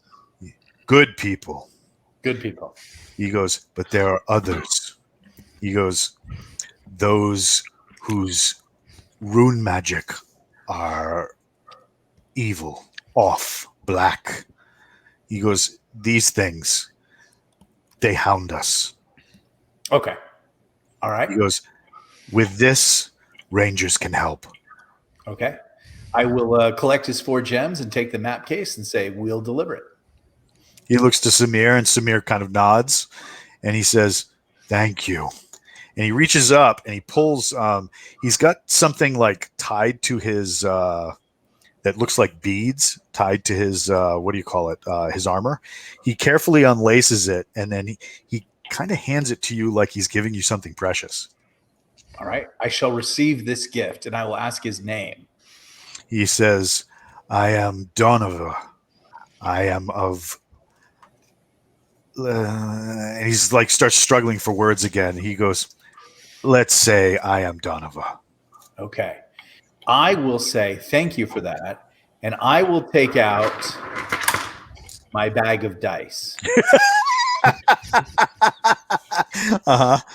And I will give him the D10. He takes it and he nods and he's like, bones, very good. Bones, he stuffs it into his belt and he says, thank you. He goes, "This is good." I nod and say thank you too. So what has he given us? Do you open it? Yeah, I have no patience. As you open it, it looks like blank map paper. Okay. What does it do? It looks like blank map paper. It probably needs the moon at a certain phase, to be shine from, Rivendell or something. Yeah. Well, Maybe some UV goggles. yeah, being that the lieutenant is our navigator, and this is map paper, I guess I'll give the map paper to the lieutenant. Well, I'll examine it. Do I have a set of UV goggles left over from my kit? Yeah, you can use your night vision. Yeah, I'll check them out, see if anything shows up on them. KTF Fiend in the chat is saying you have to tap it and say, "I solemnly swear I'm up to no good." So CJ, while you're kind of doing that, did you want to talk a little bit about the book that you have coming out? Book 4 of the Eternal Journey came out a few weeks ago, and the audiobook was released a couple of days ago. So it continues the story that started with Twilight Templar, where a guy sat down to play a game kind of like World of Warcraft and found himself in the game universe, in the body of his character, and he's now trying to survive in a place where magic is real, and the world seems to have like game rules overlain over it. Right on. They can get that at Amazon now? Yes. That's fantastic. So this is book 4. Do you have like a projected length for this series? At least 6 or 7 books to finish the story, and if there is enough demand, maybe a few more. Oh, right on. So we're going back to the action. Say I'm looking at the chat, and I want to say that I think KTF Fiend has summed up all murder hobos, and especially every character I ever play, basically saying, "I solemnly swear I'm up to no good." Right. So you guys are, messing with the map. You put on the night vision, nothing happens. What about if I light a, is there any fire or anything else that might be giving, light off so that you could try to see through the paper, with his UV, without his UV, see if, nothing like that. All right. Nothing seems to be working. So you guys, playing with the map, after a little while, Captain Dern walks in, the guy who was with you and kind of escorted you in. He walks in and he says, "I trust your head has recovered a bit." He's looking to Nick. My head. Oh, yes. I'm ready to drink more.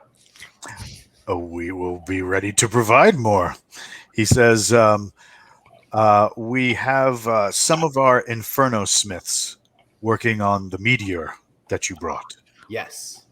He says, Would we be able to get some daggers and some weaponry from that?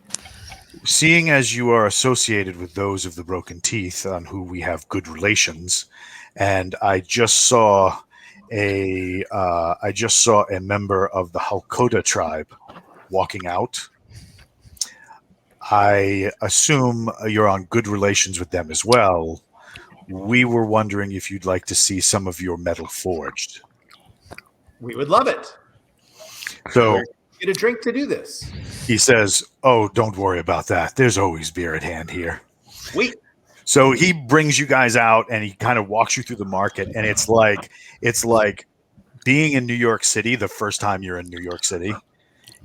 There's stuff that's familiar. There's shops, there's people, there's crazy stuff going on. Nothing you haven't really seen, other than the fact that most of the people here are under 5 feet, and very broad, very muscular usually. Well, being that we are in the Air Force, we are all open-minded and very diverse with any of this. And we Perfectly normal. In fact, we wish we were shorter. Right, guys? and we celebrate our transparent Nail polish. No, I can't do that. I wanted to slap the Army Sergeant Major. You guys are rolling through. Every once in a while, you get something, like weird. Like you'll see some of these Minotaur dudes rolling in a group together. Looks like they're trading, kind of like blankets. They're trading what look like different types of this polished bluish brush stone. It looks like they have these pots of something that they're trying to sell. The dwarvish merchants are all over the place. There's food, there's weapons, there's armor, there's like home goods, blankets, bedding, blah blah blah. I mean, you name it, you can find it. But then they're on the street, definitely. You're gonna what? I'm gonna get some meat on the street. All right, so you go to like a cart. Yeah. So an older man, he's got this big, huge, bushy mustache, right? No, his chin is bare, but the mustache is cascading. It comes off his jowls in like almost like white cotton candy, right? Please be chilly, please. He says, "New to town." Very much so. How may I help you? Well, I was passing by and I smelled your cooking and I thought I would give it a try. What is it? And he says a word that doesn't translate. Okay. But he opens this pot and it looks almost like a deep stew or almost like a chili. It's chili. And it has that kind of spicy smell to it. Mm-hmm. So maybe like off. It's definitely not Rib 67 Indian. It's definitely not poop, Captain Kilgosha. It's got a really nice smell to it. He says, "I put it in the bowl, I hand it to you, and you take this." And he holds up what looks like almost like a cornbread. Ooh, this is going to be great. Samir, I don't have any money right now. He says, "Of course you don't." And he holds up what looks like normally he hands out these coins. Yeah. But these look like almost like that bluish stone that the Minotaurs had. Okay. He's got that, only it's like a slip, almost like an ingot, but really tiny and only about that long. And he hands it to the guy, and the guy like taps it on the side of the bowl, and he goes, "Yes, sir!" And he gives you a big heaping bowl of this, and he puts the side of that cornbread on, and he hands it to you. I'm gonna roll to eat. Oh God, I don't know what that is. Is that so you rolled your paladin dice, and as you're eating, you got an 18. So you're eating it as you're going along, and you eventually get out of that district and walk into almost like a warehouse district, you would assume, and you can hear like blast furnaces going. Okay, right. You guys walk in Not here. Not yet. Okay. Give it time. You've had plenty of beer and chili. That'll help that along. Ooh. So as you're going in, you enter this area where these two dwarves they have like an apron and like clothing waist down, but their upper halves are exposed, which very dangerous when working with metal. As the sparks fly off the forge as they're hammering things, the sparks seem to get close to the skin but never touch the skin and just kind of slide off, almost like wine down the edge of a wine glass, right? Captain Kokosha is saying the DM just poisoned Nick. Rip, Nick. We knew you well. No, I rolled an 18 to eat. One of the other dwarves comes up and he like ladles something. He pulls something out of the fire with a set of tongs, and it looks like a blade.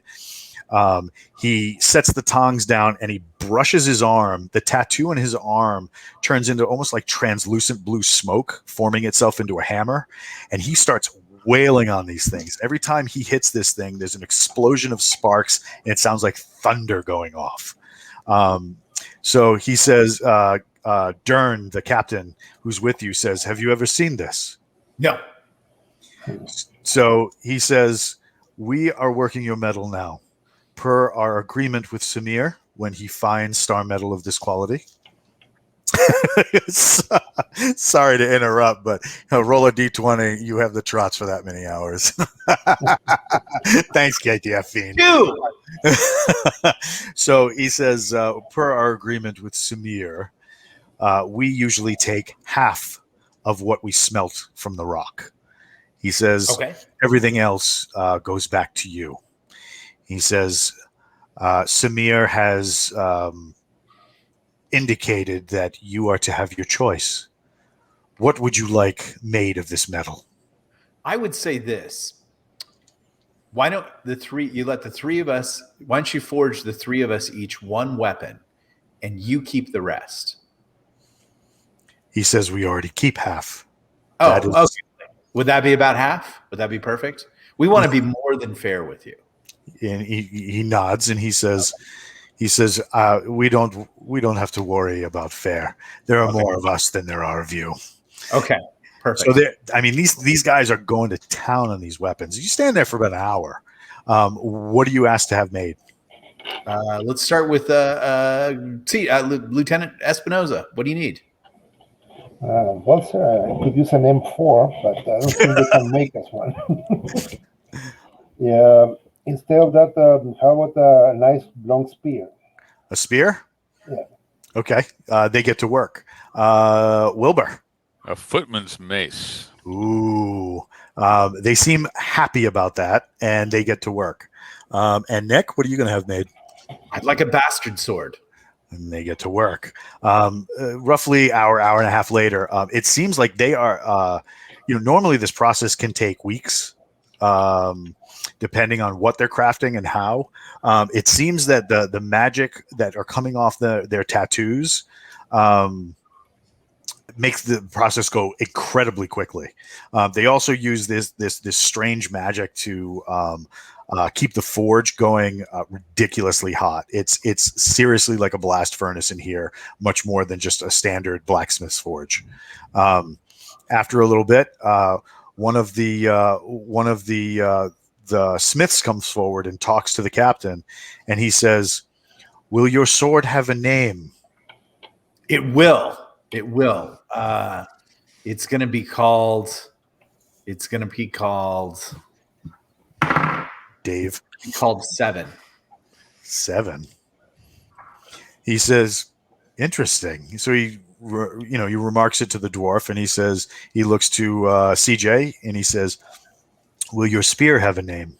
Oh yeah, I'm gonna call it Santa Muerte. He says, "Can you spell that?" The Saint of Death.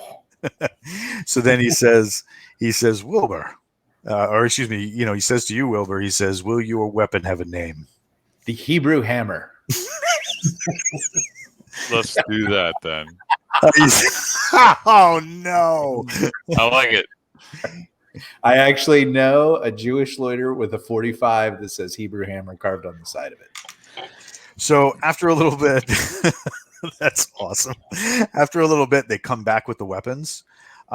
They hand you each the weapons that you've asked for, and they are gorgeous. The patterns in the metal are almost like Damascus steel.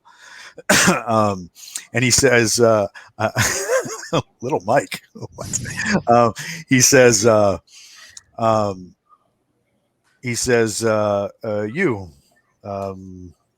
rock power. Yes, that's me. And when he says your name out loud, all the smiths like turn around like, whoa. He says, "Speak the name of your weapon." Seven. So as you do,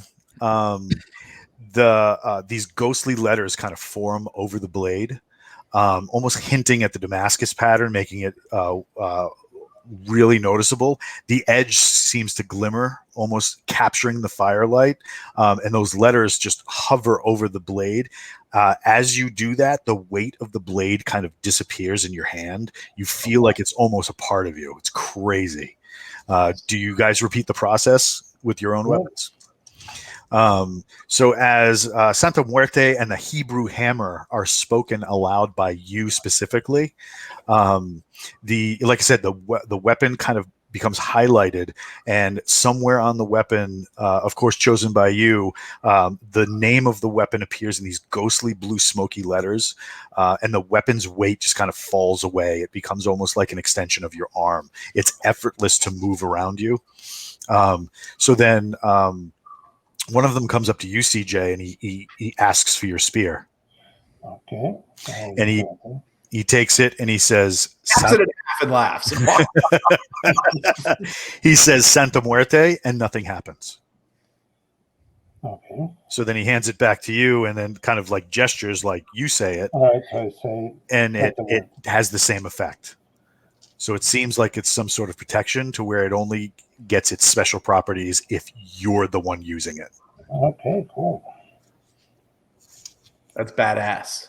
So you guys, oh God, everybody else is going to be so mad. They had dysentery. So you guys take 7 Santa Muerte and the Hebrew hammer. In addition, the smith comes up and hands you an ingot of this metal. He says, the captain Dern, he says, this stuff is very rare and very expensive. You could buy and sell a kingdom with what you have in your hand. He says, depending on the kingdom or the girl. He says, don't give it away lightly. Okay. And try to forge it. Okay. He says, this will not be rendered down unless you have the ability to do what they're doing. Okay. So you might need, if you want something in the future, you'll have to come back to them for it. Ah, I see. Okay. Yeah, that kind of, unless we meet someone better. I mean, I don't say that part out loud, but it's clear that my eyes do the math. So as you guys are, kind of like watching over these weapons that you've acquired, Rock Powers gets a visit in the form of a hand caressing the gentle slope of his buttock, and the dwarven maiden that was feeding him beer earlier has returned. I'm thinking she's not so much of a maiden. Probably not. So she brings you guys back out, gets you guys back to your lodging and stuff like that, so that you can get some sleep before you get any sort of travel time in the morning. They've brought people around to fix your dagger team member. But as you guys get back to the barracks, after a little more revelry and food and camaraderie with these new allies, Crowley comes up to you, Nick, and asks to speak to the command team in general. And he says, "Hey guys, we got a little problem." Sure. He's like, Bren, our guy that got tackled in the water. These guys are amazing. Like that dude on the boat with the tattoos and hoogity boogity, and suddenly you're healed. That's nothing. You should have seen what they did to him, like when you guys were getting drunk. But anyway, that's neither here nor there. He says, we have a I'm working on it. Give me time. He says, I did some quick PCCs, PCIs on my guys, make sure, see what we had left. We're down. And he starts giving you like a rundown of like, this is what we have left for ammo. This is blah, blah, blah, blah, blah. And then he says, but we got a problem. And he shows you his the wrist comm that he's wearing. So it's basically like a double Velcroed strap with a hard plastic brace that your cell phone slides in and out of. It's really hard to get this thing out. You guys have to use like a Gerber tool to pry it free, right? Which is how it's designed, so it doesn't just come knock loose. He tells you that Bren's system is missing. Can we use our systems to locate his systems? If we have an antenna. So are we thinking the displacer beast took it, or is it in the water somewhere? Or I don't know. I mean, we can send people back to check. I can take. We're only about 4 or 5 miles from there. I mean, maybe if we saddle up with these cavalry dudes, we might be able to go back and check. But if we, with as dangerous as we've seen these roads today, he goes, Big Sarge, I really don't think we should be just traipsing around looking for trouble. If we know where it is, that's one thing. We can track it. We just need a signal, which means we need to be outside. Right. So can the engineer make an antenna? I've got some wire accessible, so I should have enough stuff in my backpack to be able to jerry rig something up if we get outside into the air, open air. Yeah. So yeah, you can be able to put something together, and they can pretty much get you a lot of what you need. You know, like they can fabricate wire very easily, and not wire like covered wire, but you working with them, they could probably make something to suit your needs. All right. Why don't we go ahead and do that and see if we can boogie to the front of this place, see if we can detect anything, and see what happens. Yeah, if we spread out 2 signals, we could triangulate on the missing one. Yep. And I'm going to fill out some counseling statements for missing equipment. There you go. A field loss incident report, also known as a flipple. If you're being eaten by a cat, make sure you don't drop your equipment. So as you know, you guys are fabricating. The LT and the sergeant are fabricating that antenna, and Nick is nursing more beer and trying to figure out how to get enough paper to do a field loss report. The hey, Michael Rothman giving out 5 tier 1 subs in the Huzzah! Appreciate that. So as you guys are doing that, the captain walks in again and kind of so I mentioned a Gerber tool. So if you guys don't know, a Gerber tool is kind of like a set of pliers with like a Swiss Army knife pieces, almost like a Leatherman's tool or anything like that. Everybody in the chat is calling it a gerbil tool. I don't know what that is, but I'm very afraid of you guys. You should be ashamed of yourselves. So you used to extract those suckers. So you guys are doing your thing, and then that captain comes in and Samir walks over and he says, we have something from some friends. All right. He brings you, he brings up his own little Riscom that the Rangers gave him, and he starts flicking around on the screen, and he shows you a map, and he says, we're here. He says, there's a way to get to the top of this mountain very quickly. The Rangers have made contact, and they are looking to pull you guys out. Well, that makes life easier. I was getting tired of walking. Extremely, because you guys have been walking for over a month now. Yeah. So he says, I will get you to the roof. It is a passage. It's called Kaiver's Stack. We get you to the top of this place, and the Rangers have a way to come get you. Sweet. I'm thinking extraction. Good. This still leaves us the missing unit from your guy. Do we have time to try and triangulate its location? We can try. Yeah, let's do it. All right, so you guys go outside? Yes. Yeah. All right. The cavalry guys are kind of like hanging out with you guys because you're not afraid of beer, and they they decide they want to help, so they go outside and help you triangulate and stuff like that. The system is still on, and it's currently 12-15 miles from you. Someone's walked with it. Is there a particular direction? I mean, it's certainly nowhere where we're going. So, do we know how long until the extraction? It'll be several hours. Okay. Can the cavalry get us to that 15-mile location? Not within the time frame before the Rangers come. Okay. Why don't we tell the cavalry, like, listen, one of our devices was lost and it's going in this direction. He says the time to get it. He says devices. These device, and I point to this device. He gives you the up and down. And the Rangers would want that device secured. So could you guys go get it? He says, "Oh, we'll get it." So they dispatch a unit. They mark up a map of their own, dispatch a unit, and they take off as you guys head back in. Okay. Samir kind of meets you at the marketplace, and once you guys are back in, and he's like, "My friends, it has been an absolute privilege to travel beside you. Well, everybody except the Master Sergeant." He reaches out his hand to shake your hands. We shake his hand, and I will give him one of our Minotaur gems.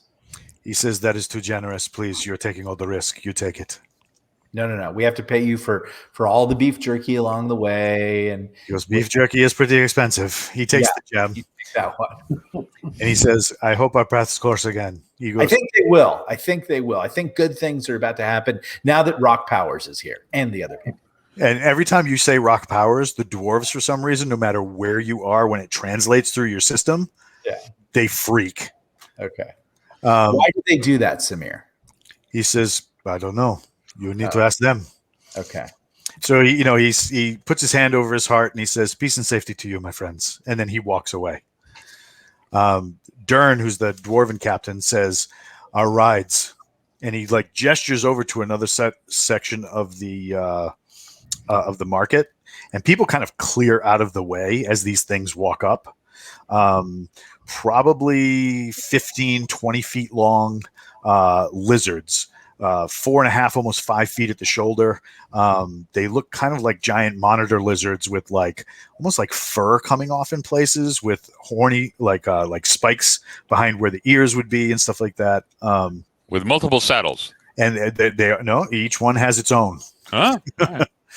So he says, "You get into the saddle, and you, as the Rangers used to say when they were first learning this, everyone buckle up." They're going to go upside down. I know it. So you get it. Hold on and shut up.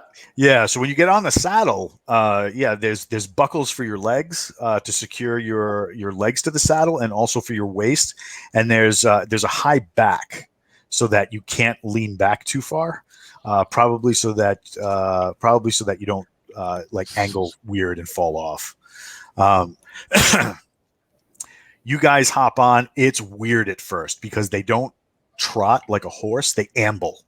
Until you get into a tunnel, you guys pass the huge castle, and once you guys are in this tunnel, these things take off. No longer ambling, they're almost like trotting. And to make enough room for everybody to move as a group, some of you move along the floor, some are moving and like slithering along stalactites and stalagmites in the ceiling. Some people end up upside down. It's mostly the dwarves that do that. They try to keep yours on the ground as much as possible. After about a half an hour or so of traveling, the direction you guys are traveling, you get to like this huge intersection, and you guys start going straight up this huge pipe in the rock face.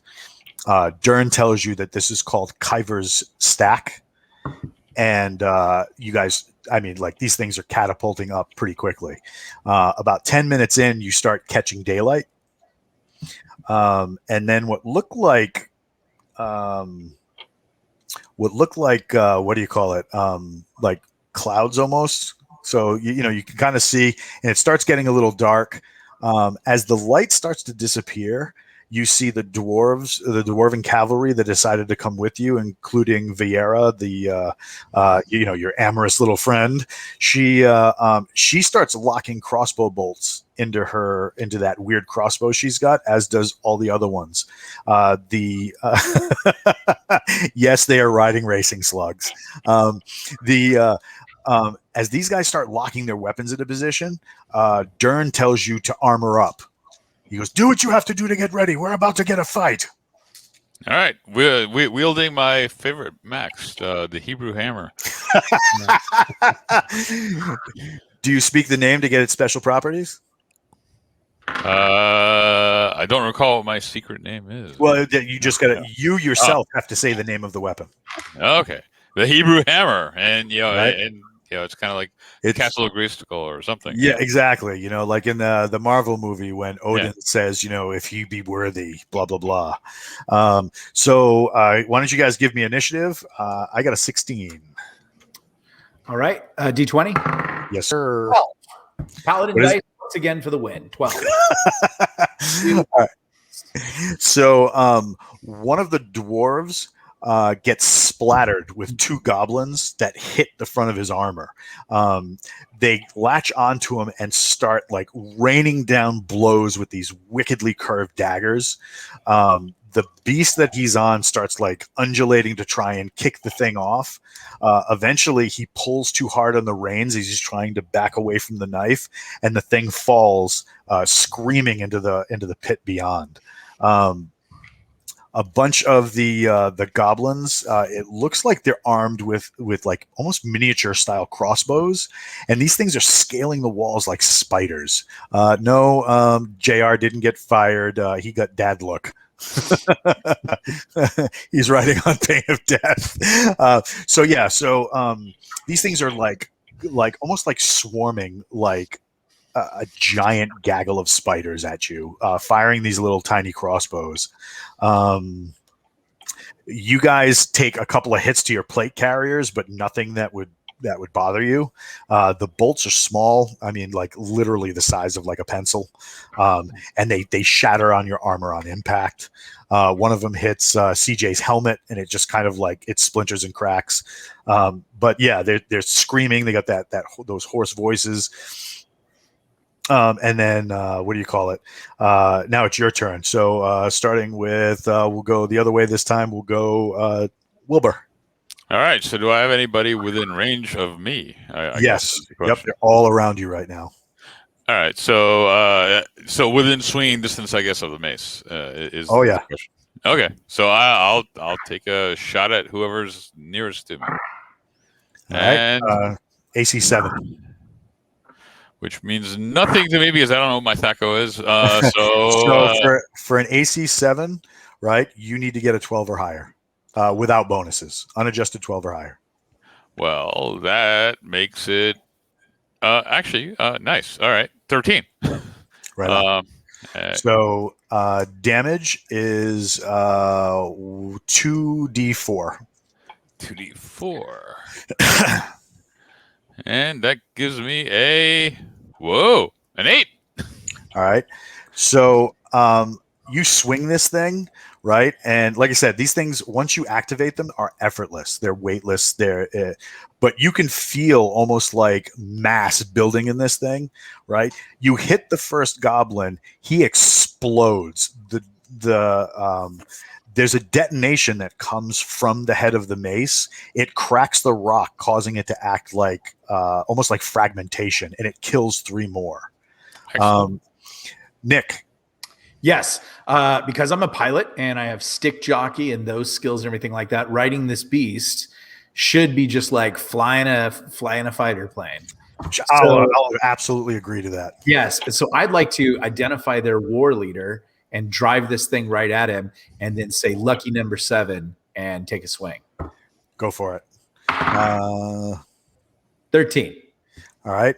So you're racing up one side of the stack, which is basically like this giant hollow section leading almost like a chimney in the mountain, right? You coax the lizard to jump the yards and yards of empty space to the other side of the wall, right? It halfway catches like an escarpment on one side, and then bounds off and lands on top of this like heavily armored goblin that was firing what almost looks like a repeating crossbow. It lands on it, pinning it to the rock, and then you stab it. Right. And I assume you've activated your lucky number 7. Lucky number 7. So once again, the words drift over and bluing glow. And much like Wilbur's weapon, it impales this thing. What did you get for damage? It's a bastard sword, right? You're using it one-handed? Yes. So 1d8. 1d8. 8 damage. Okay, so you pin this thing into the wall, and as you go to rip the sword out, it basically liquefies the rock into burning embers, which kill 2 more, sending them plummeting into the expanse below. That brings us to CJ. Okay, I'll stab the nearest one with my spear while I scream, Santa Muerte, pinche duende. What were you going to say, Nick? Basically, Def Leppard's Pyromania is playing it. Oh, no. Scorpions rock you like a hurricane. Right on. Go for it, CJ. Need a 12 or higher. See, 14. Nice. With the spear, you once again, you were on the same side that Nick jumped to, so you jump across, but not like across the main expanse. You kind of like cut a corner a little bit, and as you do, a couple of goblins were swinging down on some vine work that had grown into the side of the mountain because it's warmer in here than it is outside. You skewer them. Once again, causing them to fragment into broken bodies, and then land as the spear bites into the rock face as you land, fragmenting and killing 1 more. Yeah, these weapons are nasty. That brings us to them. Or rather, the dwarves. The dwarves are going to attack. All right, so they get into basically exchanging crossbow bolts with some of these. A bunch of these things go down. Your friend, the redheaded knot maiden, who's been keeping you drunk this entire affair, she prefers a hands-on approach. Yeah, I'm sure she does. She shoots a goblin and then grabs another goblin and starts like using it as a club to beat his friends. She starts chasing her way up the stack. I like that she works the club. Not going there. So it looks like she's kind of clearing the road for you guys to follow her up into the stack. Okay, I follow lady. You guys start rushing. They throw a volley of more crossbow bolts. Nick, give me a piloting check because your mount gets hit twice. Let's see. I have stick jockey, and I have what is that? Dexterity. Yeah. Okay. So dex or less. Easily 3. I have a 15 dex. Yes, easily 3. All right. So the thing loses its grip because one of them it took in like a joint. You manage to kind of turn its head just enough to turn it around to grab onto an outcropping. It slams these huge claws into the rock and then uses its mouth to bite out the offending bolt. That brings us back around, going with Mike first. All right, so I've got anybody else in my range? I'm assuming so. You guys are getting swarmed. Okay. Actually, so I guess what? All right. Well, yeah. I'll just take a swing. Yeah, you got 2 choices. You can either stay and fight, or you can follow the Viera, who is that cavalry lieutenant, out of the stack because she's clearing the way for you guys. Okay, so let me go do that then. I'll try to manipulate my riding my mount to follow her. All right, that brings us to Nick.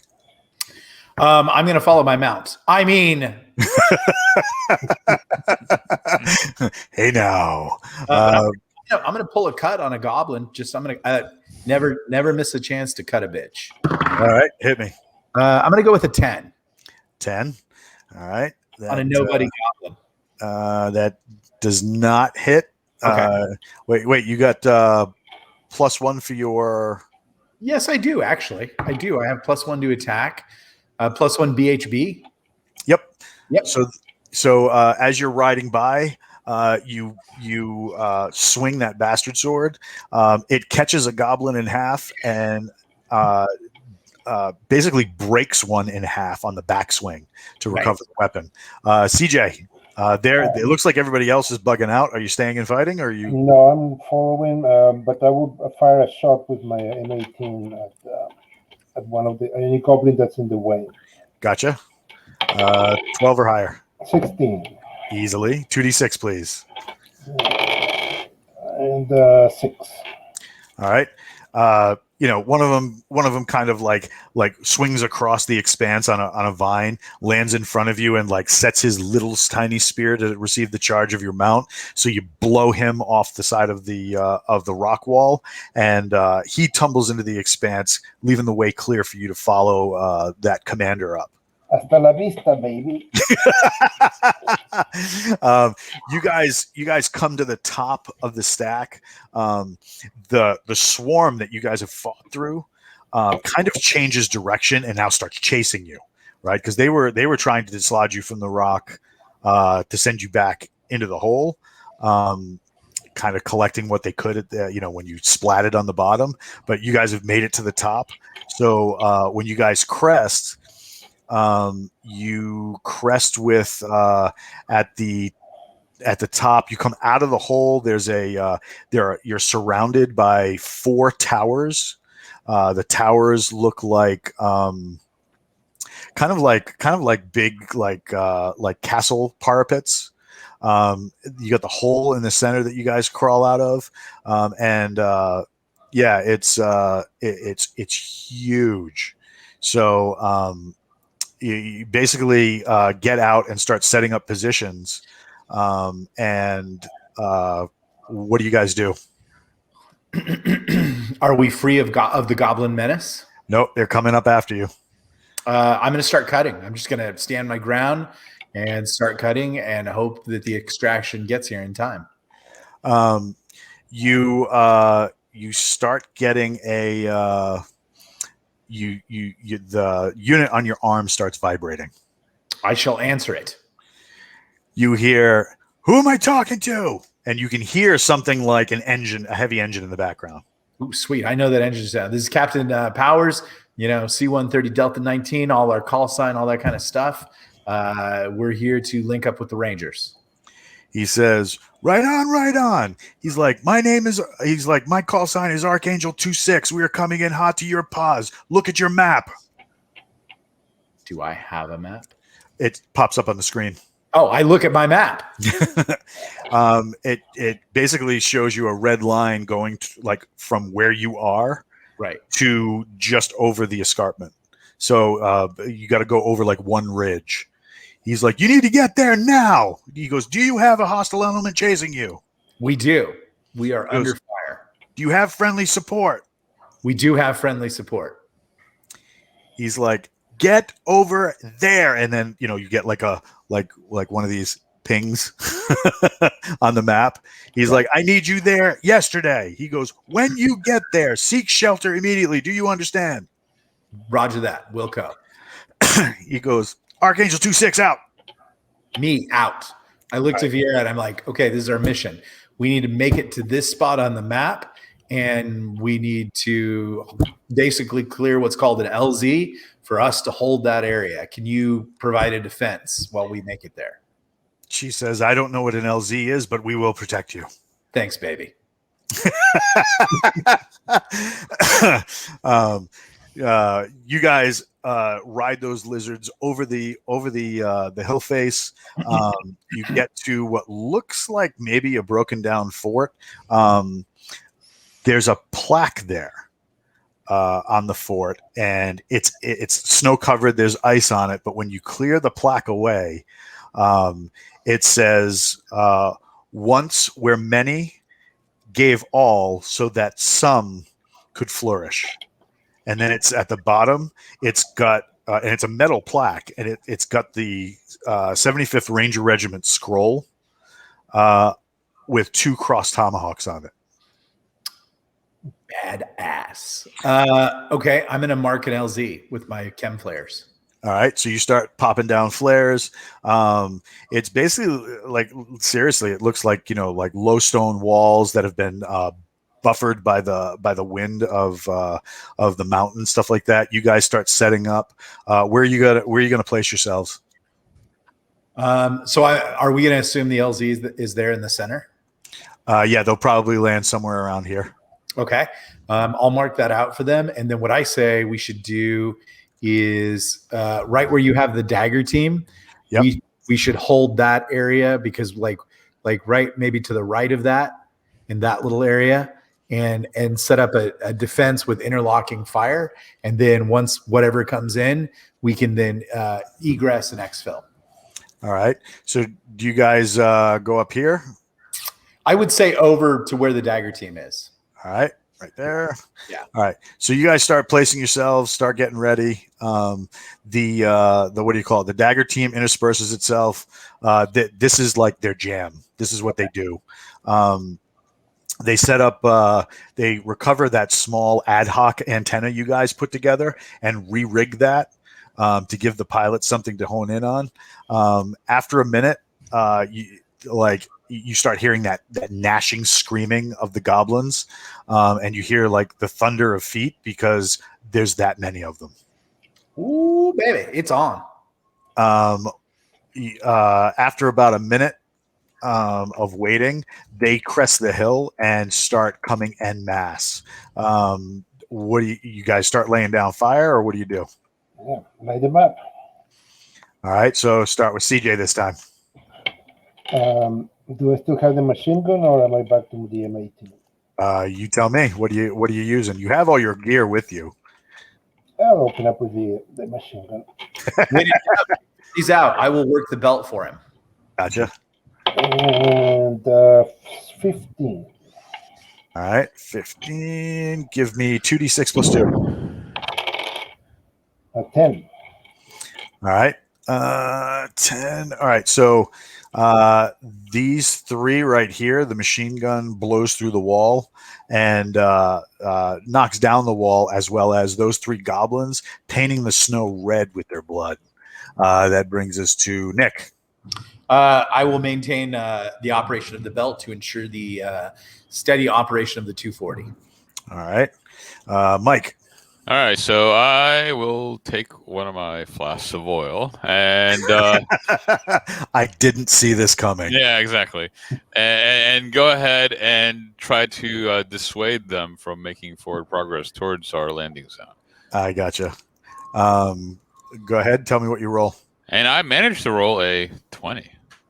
Oh, a natural 20. Yes. Give me a percentile roll. Oh, okay. Well, let me hold on a second.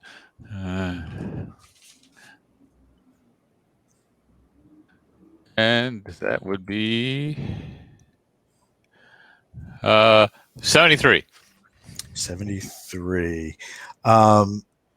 There is a long abandoned looks like those small tanks you use for like a gas grill. Mm-hmm. So that gets caught in the fire. It was buried under the snow. It explodes and takes all this entire line right here out. They go up in flaming detonation. They would not only are they on fire, they're running around screaming. They're igniting other goblins. It's like goblin apocalypse right now. Shoot some more. What's that? Shoot some more. That's some good oil you use, man. Yeah. You hear your comm squelch, and you hear, "This is Archangel 2-6." He goes, "Keep it down. We have your marker." Right? As even more goblins come cresting the hill, right? That blinded ogre comes slamming down, like slamming its claws into the rock face and pulling itself up. You hear this high-pitched whine like the sound of an egg beater on crack, as this small little bubble with a prolonged tail and miniguns underneath the ship, right, crest over the top. One to your right, one to your left, and all of a sudden you hear like this huge spinning chain of mayhem as miniguns unleash a torrent of fire, ripping the goblins and the what do you call it, the structures apart. They start drifting sideways to they start drifting sideways to take out as many of the goblins as they can, and that's when a Chinook helicopter crests and starts going down to grab you guys. The back ramp is extended, and you what do you call it? You see this thing landing with.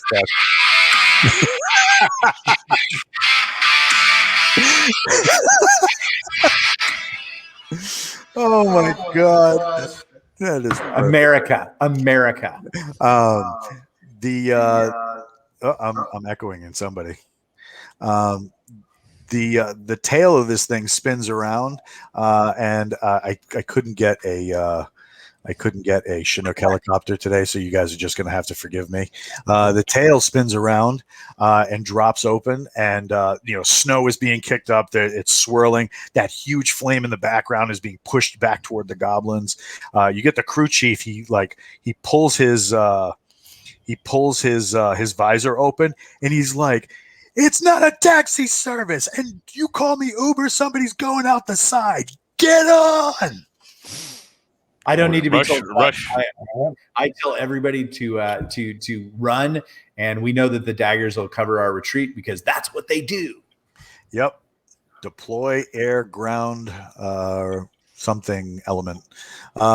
So they go Air Force. You guys hit the plane. Those you hear over the radio. Archangel 27, Archangel 28. We are out of bang. We are going RTB, right? And then 26 responds.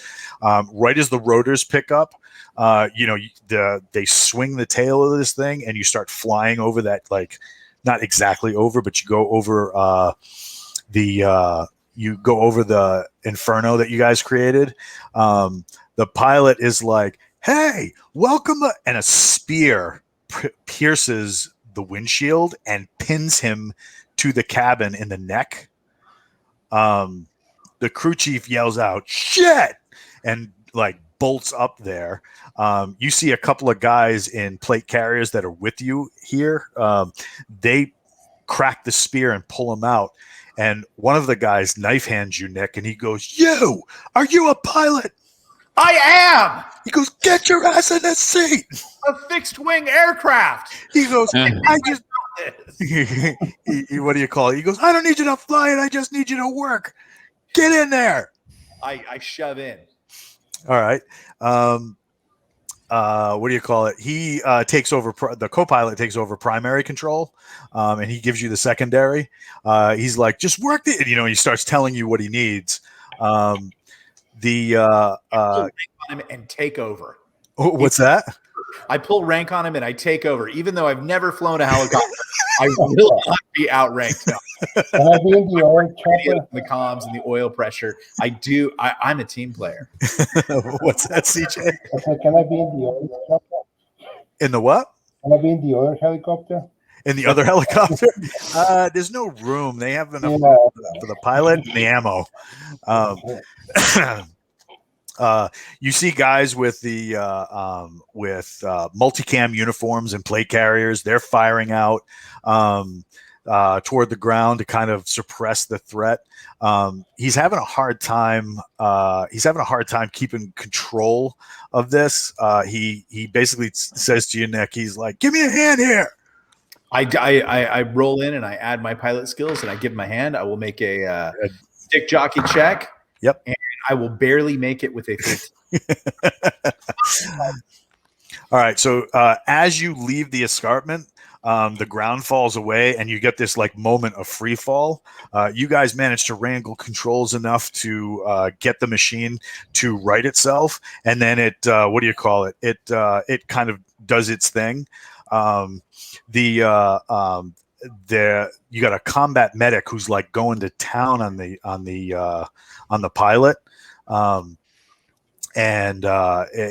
It looks like he's still alive. Like, it didn't go through his neck total. It like caught him in the side and pinned him through the shoulder. So he's still alive, but it doesn't look good.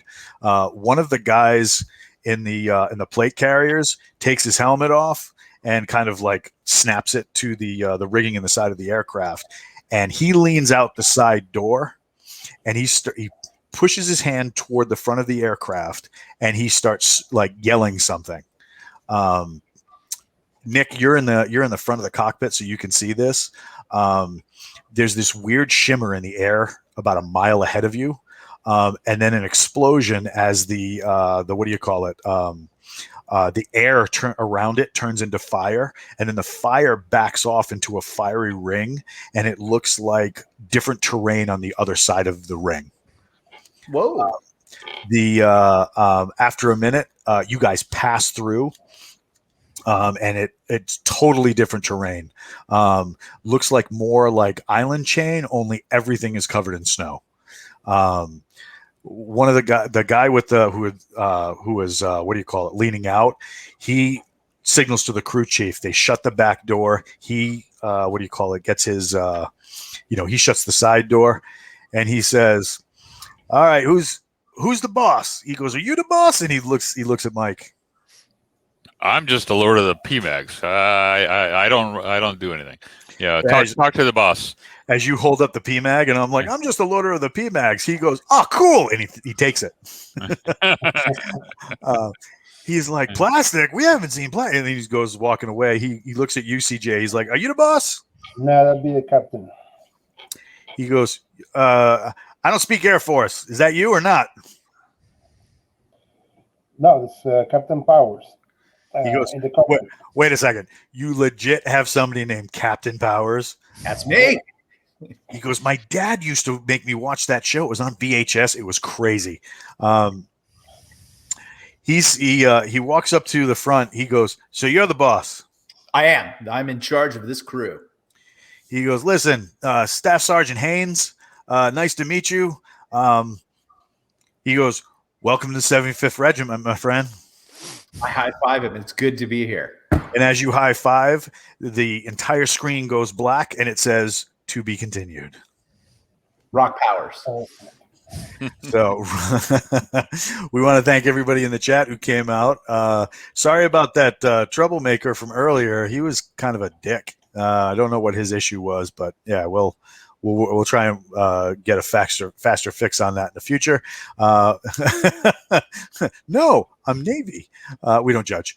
We want to thank everybody for coming out and playing with sci-fi writers as we do some old school D&D.